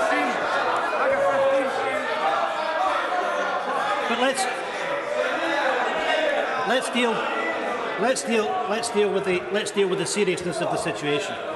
Mr. Deputy Speaker, the European Union recognised the underfunding of hill crofters and farmers in 2013, creating a new fund for which payments were to be made between 2016 and 2020. Almost 90% of these funds were meant to come to Scotland. Well, Mr. Deputy Speaker, we've been shortchanged. We have been given 16.5% of the funds, £160 million of payments that should be going to Scottish farmers and crofters has not materialised. Where is it, Chancellor? Why have you not given the money that Scottish crofters and farmers are due? Why have you withheld funds that were explicitly meant for Scotland? Why do you think it's right to hold back EU funds you were meant to pass over? It is little wonder that our crofters and farmers should worry about funding post-Brexit from this UK government. The government, after all, has formed. Mr. Deputy Speaker, make no mistake, there is a serious breach of trust in not passing over funds the EU earmarked from Scotland. I would go as far as to say that's money that has been stolen by this government from the pockets of crofters and farmers. Mr. Deputy Speaker, let me turn to what the Chancellor has done in this budget. With Brexit having pushed inflation above its 2% target for each month since February 2017, I welcome that the Chancellor froze fuel duty. Let me also welcome the fact that the UK Government has finally lived up to its responsibility on broadband. It is, after all, a reserved matter. Mr. Deputy Speaker, despite a few welcome gimmicks, Scotland's promised £600 million in NHS consequentials, we're only getting £550 million. Once again, we've been shortchanged. £50 million that should be coming to Scotland for health that we're not getting. Mr. Deputy Speaker, those at the bottom of the pile will continue to struggle while Tories fail to put dignity and respect at the heart of their social security policies. By 2021, low-paid women stand to lose £1,400 a year from changes to universal credit, according to the WBG. A couple with 2 children will be £832 a year worse off because of the benefit freeze, according to the Joseph Rowntree Foundation. 600,000 three-children families will see £2,500 a year robbed from their budgets, and with those of 4 or more children losing around £7,000 a year. Mr. Speaker, the Chancellor could have done the right thing today. He could have halted and fixed universal credit. But instead he has failed to go far enough to put money into the pockets of those that desperately need it. The SNP have long championed the case against the cuts to the work allowances, and another U-turn from the Tories is welcome, but it doesn't go far enough. The Chancellor's increased spending on universal credit is nothing but a drop in the ocean. He is putting a sticking plaster on a wound that needs redressed. His failure to halt and review universal credit means more people will be left behind, left in poverty, left in hardship, and left struggling by a Conservative government. Now, Mr. Deputy Speaker, I don't think there is a magic money tree, but there are political choices that can be made. A choice to deliver a society where those who are sick or employed can be helped out of hardship, or a society that punishes the poor and abandoning those out of work. Why has the Chancellor failed again to end age discrimination and give young people, as well as other workers, a real living wage? Mr. Deputy Speaker, since Brexit, electricity bills have gone up by 17.1% and gas bills by 4.3%. Young people are continuing to be left behind with the higher price tags. All workers should be treated fairly, yet this government continues to underpay young people. Young people have again been shortchanged as the Chancellor has failed to pay a real living wage. Well, Mr. Speaker, young people in Scotland deserve better. The Chancellor should immediately devolve the powers so that the SNP Scottish Government can uplift young people and end this discrimination. But it is not just young people, and I want to return to the issue of the 1950s women who have seen their pensionable age increased by as much as 6 years, in some cases with only 14 months' notice. We in the SNP have long accepted that equalisation of men and women's pensionable age should happen, but the women affected by the changes had paid national insurance under the condition that they would get their state pension earlier than many of them are now. They have been shortchanged. Women's pensionable age has increased too quickly, and many are living in poverty, relying on benefits. And of course, there was a debate held in Westminster Hall where the Pensions Minister ludicrously suggested that the women affected should think about going on apprenticeship schemes. Talk about a lack of humanity. Absolutely outrageous. This is a government that simply doesn't get it and doesn't accept its responsibilities. Why was this not addressed in the budget? Where is the dignity? Where is the compassion for the millions of women who have given a lifetime of service? Mr Deputy Speaker, it is shameful, utterly shameful, that this has not been addressed, and this issue is not going to go away. The Chancellor should have listened to the SNP on 1950s women and more widely on austerity. The Scottish Government is already delivering mitigation of £125 million in this year alone to protect those hit by Tory austerity. We have established in law that social security is a human right. Let me commend it to this House. You might think about it. We are building a social security system based on dignity and respect. Mr Deputy Speaker, society is only as strong as its weakest link. Social security is not just a nice thing to provide. It is a necessity that we provide as a safety net to those that need it. We're also working to bolster our economy and society by supporting business and working to boost job opportunities and growth. A 64% increase of £270 million in the economy, jobs and fair work budget as part of the total investment of £2.4 billion in enterprise and skills. A 70% increase in investment in business research and development. £18 million as part of the £65 million package of investment in the National Manufacturing Institute. Setting aside resources of £340 million to provide initial capitalisation for the Scottish National Investment Bank. The Leader of the Opposition called for a state investment bank in the United Kingdom. We are getting one in Scotland, courtesy of the SNP. Mr Deputy Speaker, an ambitious programme of infrastructure investment for 2018-19 of more than £4 billion, in line with the programme of government commitment to invest £20 billion over the lifetime of our Scottish Parliament. That's a commitment to infrastructure investment. Mr Deputy Speaker, in Scotland, we are using the powers that we have to change lives for the better and to strengthen our economy and its working.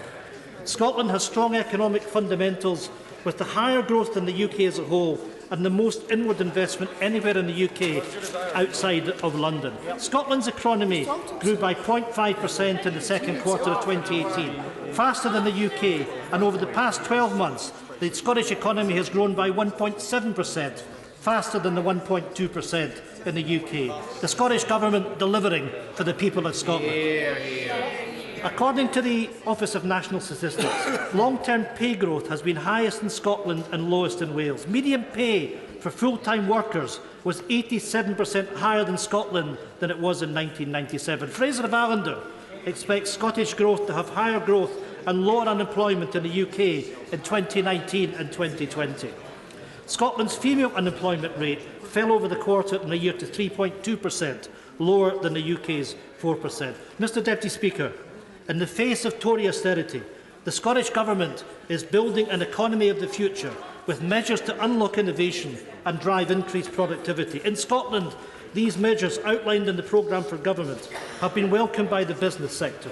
Scottish businesses, customers and our workforce rely on robust and reliable infrastructure as the foundation which keeps our economy moving, and it is right to increase investment in this area. But, Mr Deputy Speaker, it won't stop there. The Scottish Growth Commission's report is clear that an independent Scotland can leave the broken economic model of the UK and deliver an inclusive, sustainable growth programme. if the approach to spending growth recommended by the Commission had been applied by Westminster over the past decade, the £1.9 billion cut in real terms to Scotland's budget would have been wiped out.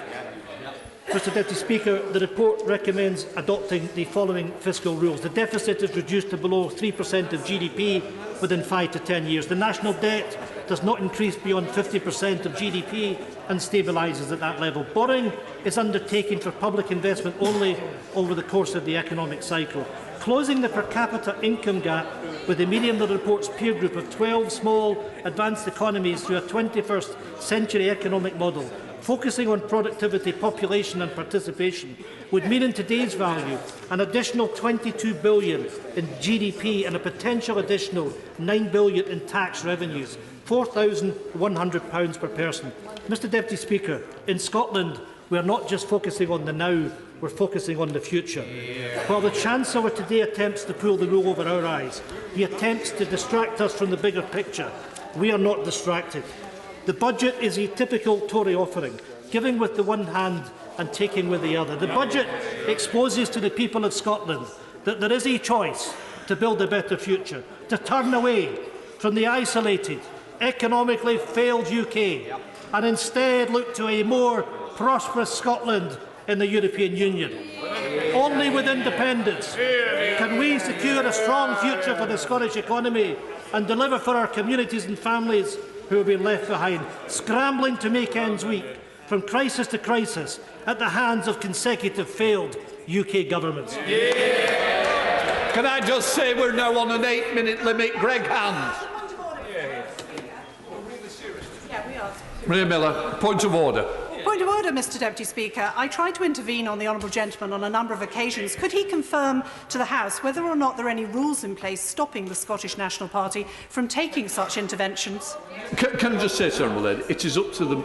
It's up to the honourable member whether he wanted to give way. And at the beginning, he was very clear and said, I will be treating like the Chancellor of the Exchequer and Leader of the Opposition. No, it was up to the honourable member whether he wished to. He made clear that he wouldn't. No, I'm sorry if that was missed, because you wasn't here, but I'm not going to that, please. Well, why did you not hear him? Did you not hear him? Order. It was quite clear. He said at the beginning that he was not giving way, and we all heard that.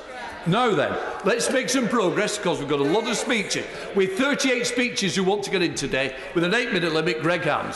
Thank you, Mr Deputy Speaker. And it's always a bit bizarre to follow the Right Honourable Gentleman, the member for Ross, Skye and Lochaber, with his half-hour peroration, all of which, Mr Deputy Speaker, he appeared to have written before the budget was actually delivered.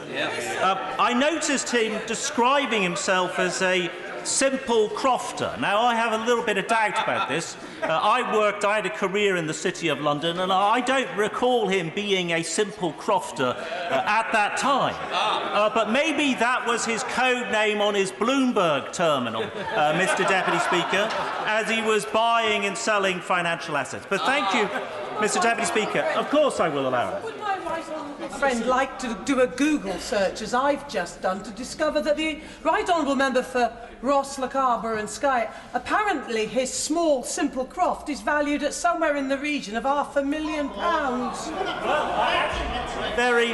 That's a very apposite intervention, Mr Deputy Speaker, because I'm going to talk about stamp duty land tax in due course. But, Mr Deputy Speaker, this is actually my first budget speech since closing the debate in 2016. And I recall making that speech and delivering a progress report to the House on how the budget deficit had been reduced from around £6,000 per household to, at that point, around £3,500 per household, and reporting on the very good progress on restoring the public finances to good order over those previous 6 years. So could I start by commending the Chancellor of the Exchequer, the Chief Secretary of the Treasury and the entire Treasury team, the Financial Secretary included, in the further progress they have made in the last 2.5 years.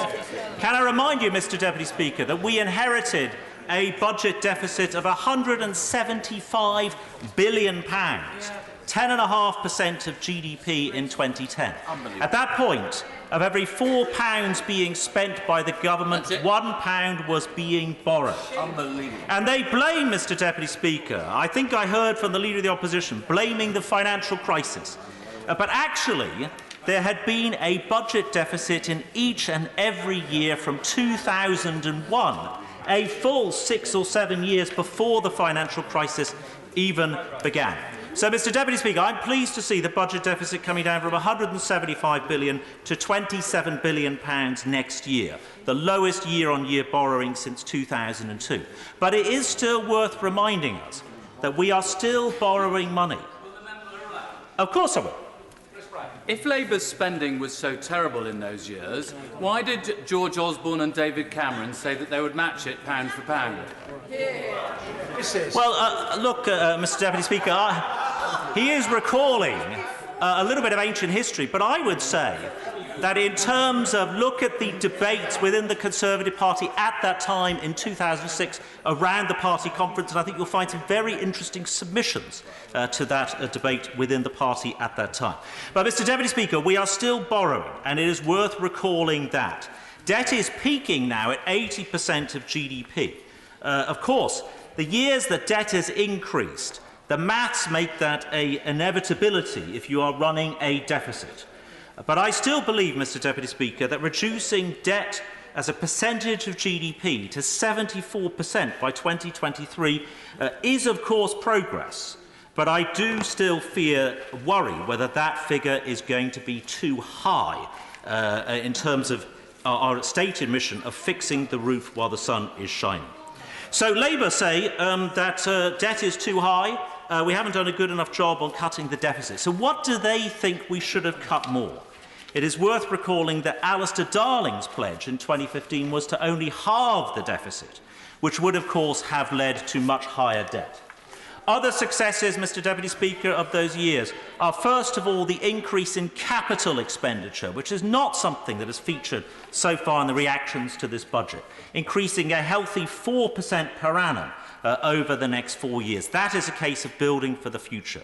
So we have been fixing the roof while the sun is shining, but the job is not yet done, and we need to bring debt down below the 74%. And I say that not through tax rises.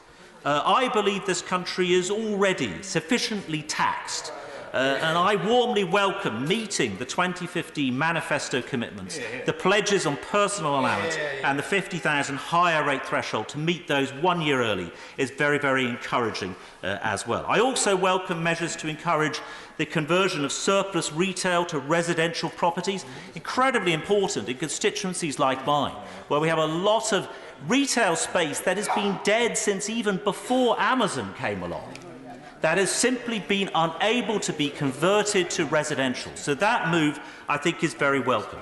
The extra Brexit resources, I think, is sensible, and I hope that that would include money for the Department for International Trade to take advantage of future trading opportunities, though the doubling of UCAF capital, the increase of UCAF capital of £2 billion is also welcome.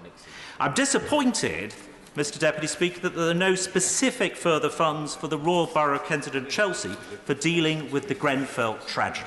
But I want to speak, Mr Deputy Speaker, about something that actually wasn't in the budget, but I believe may have to be in due course. And that is, and going back to my point about crofters and perhaps lairds in terms of the leader of the SNP, and that is the question of stamp duty land tax. Now, I've been a keen observer over the years of these changes, and I'm glad the Financial Secretary is in his position. I wasn't part of the Treasury team in autumn 2014 that did those important reforms, and I certainly would have urged caution at that time.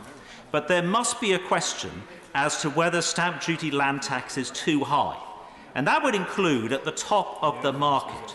And I would ask HM Treasury to consider this in good time. There's no point coming to a fast conclusion on SDLT. Many of those principles were sound ones. The home purchases were made cheaper for 90% of properties. It removed the slab system of the SDLT system at that time. Subsequent reforms have made it that you pay more for second home ownership. I think that is reasonably correct. And there's no stamp duty land tax at all for many first-time buyers, which I think is also beneficial. But I think there has to be a question as to whether the overall yield from stamp duty land tax cannot be better improved.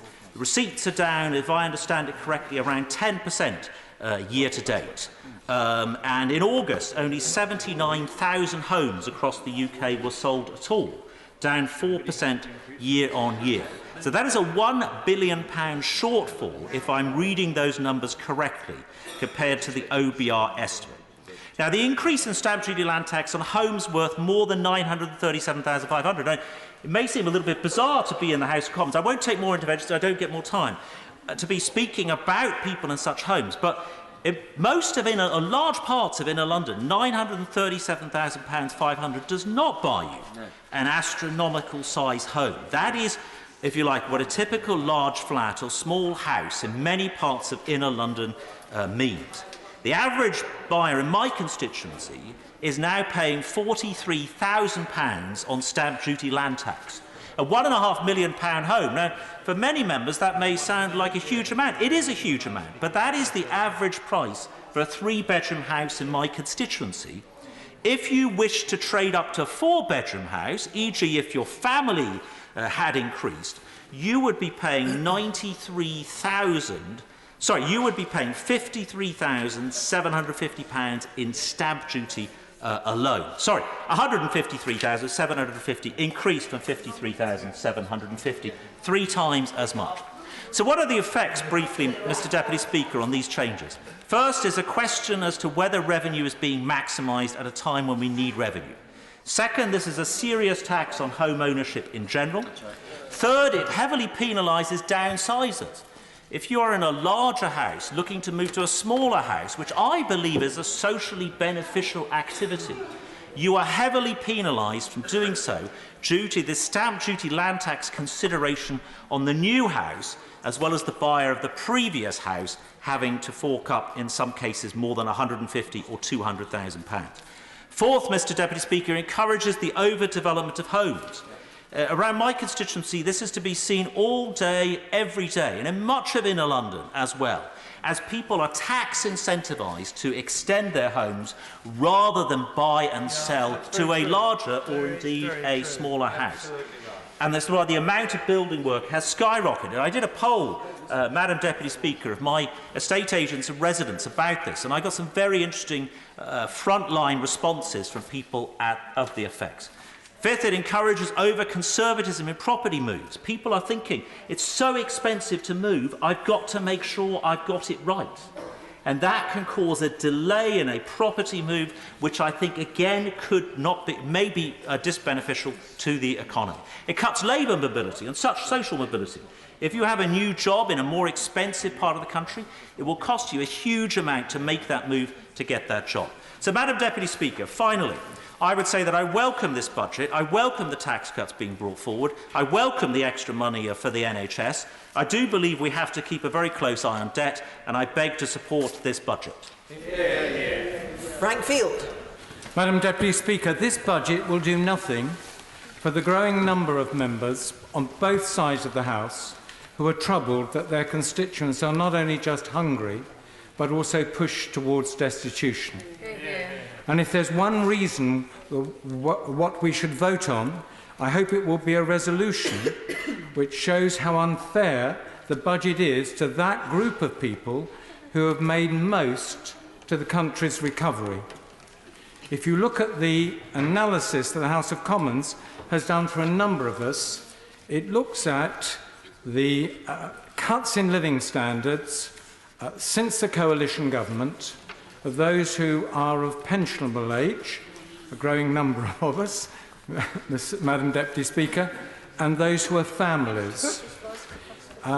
Those who are pensioners have seen every year increases in their standard of living. Good. But it doesn't help much to reduce a budget deficit. The whole of the budget deficit has been put on families, and particularly families with children.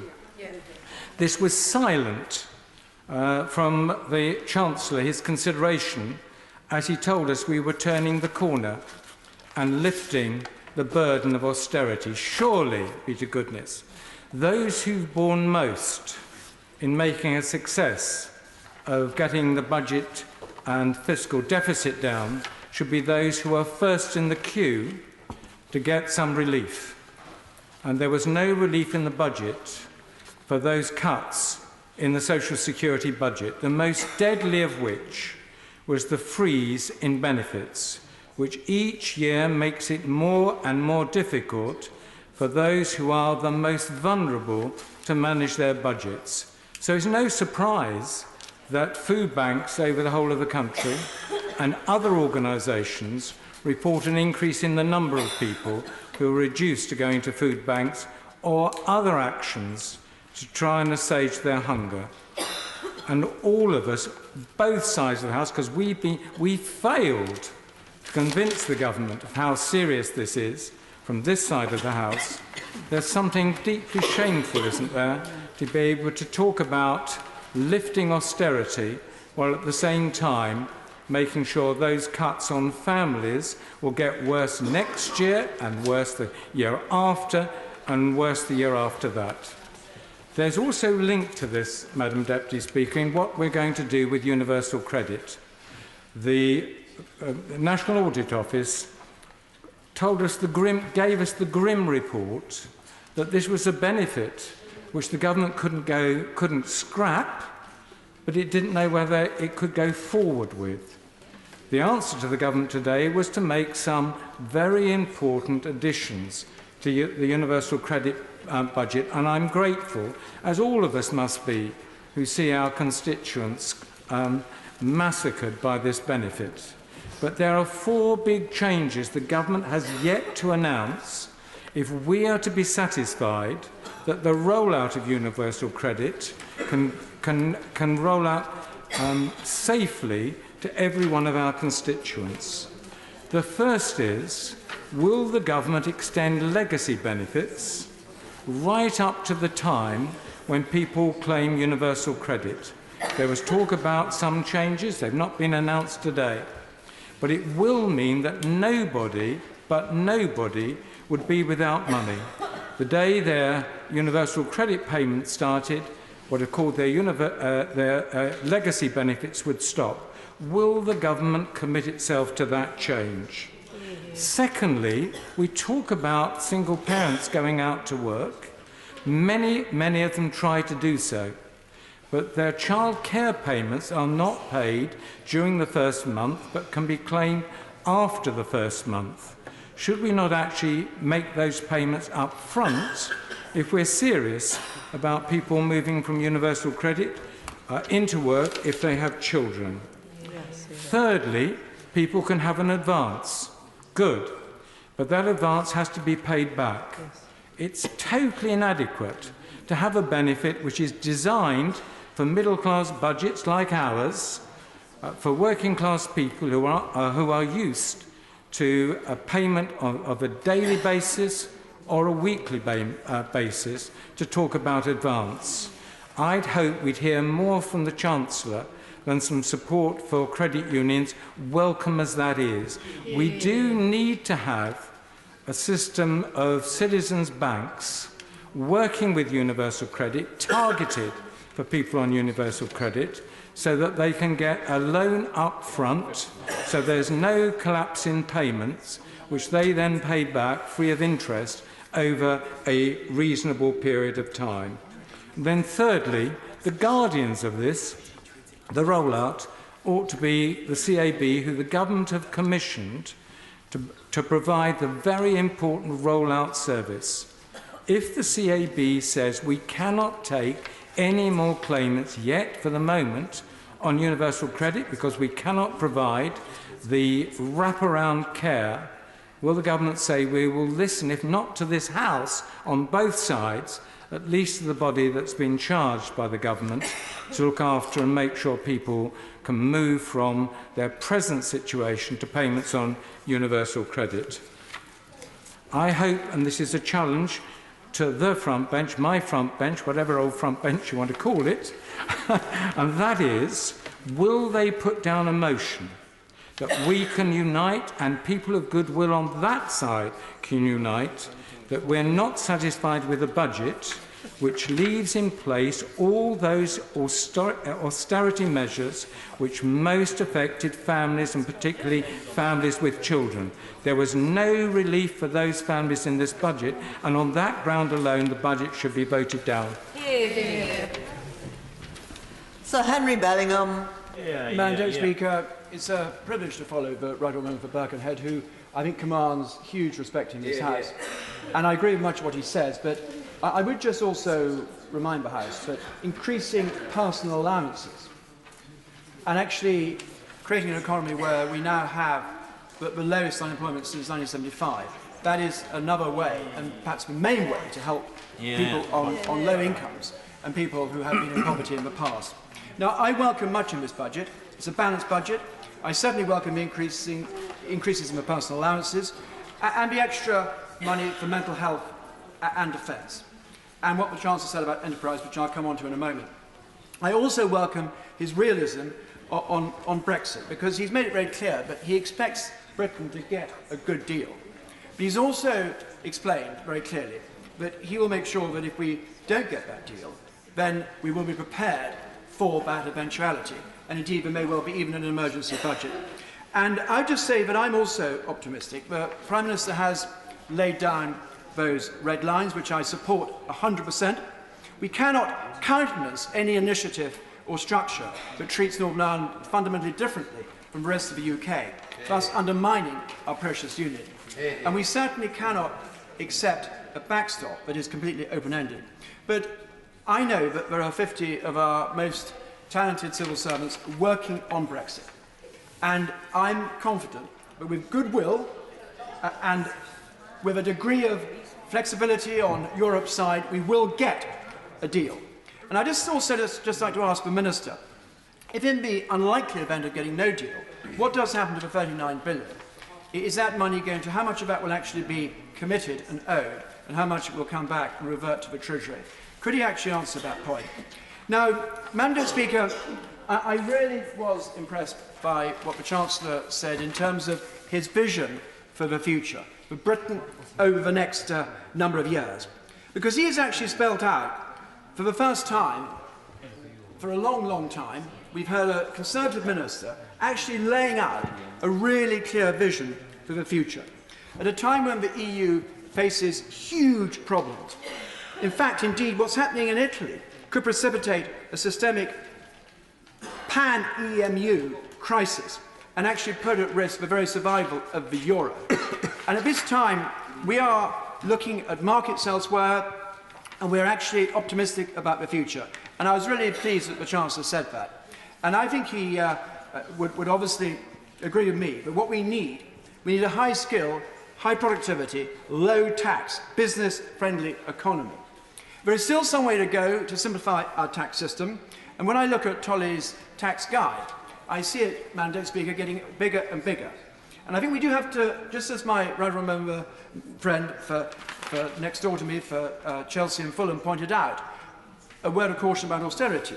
There should be a word of caution also that the UK has recently slipped down the OECD rankings for the most competitive tax system in the world. We've gone down to 23rd place from around about 15, and we must arrest that. Now, on the wider economy, of course it's good news that the ABR has actually predicted a 7% drop in our borrowing for this year. And indeed, as a result of this, the government is going to be 13 billion ahead on the forecast.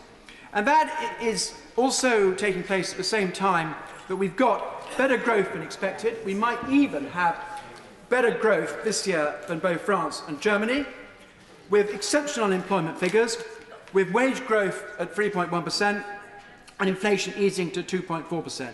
Yes, there are numerous woes, not least on the high street, but I would say that the overall picture is incredibly encouraging, and the Chancellor made that clear. But I would also agree with my right honourable friend when he said that we have to be realistic and also cautious about austerity. Because as he pointed out, when the coalition government took office, we inherited an all-time record budget deficit.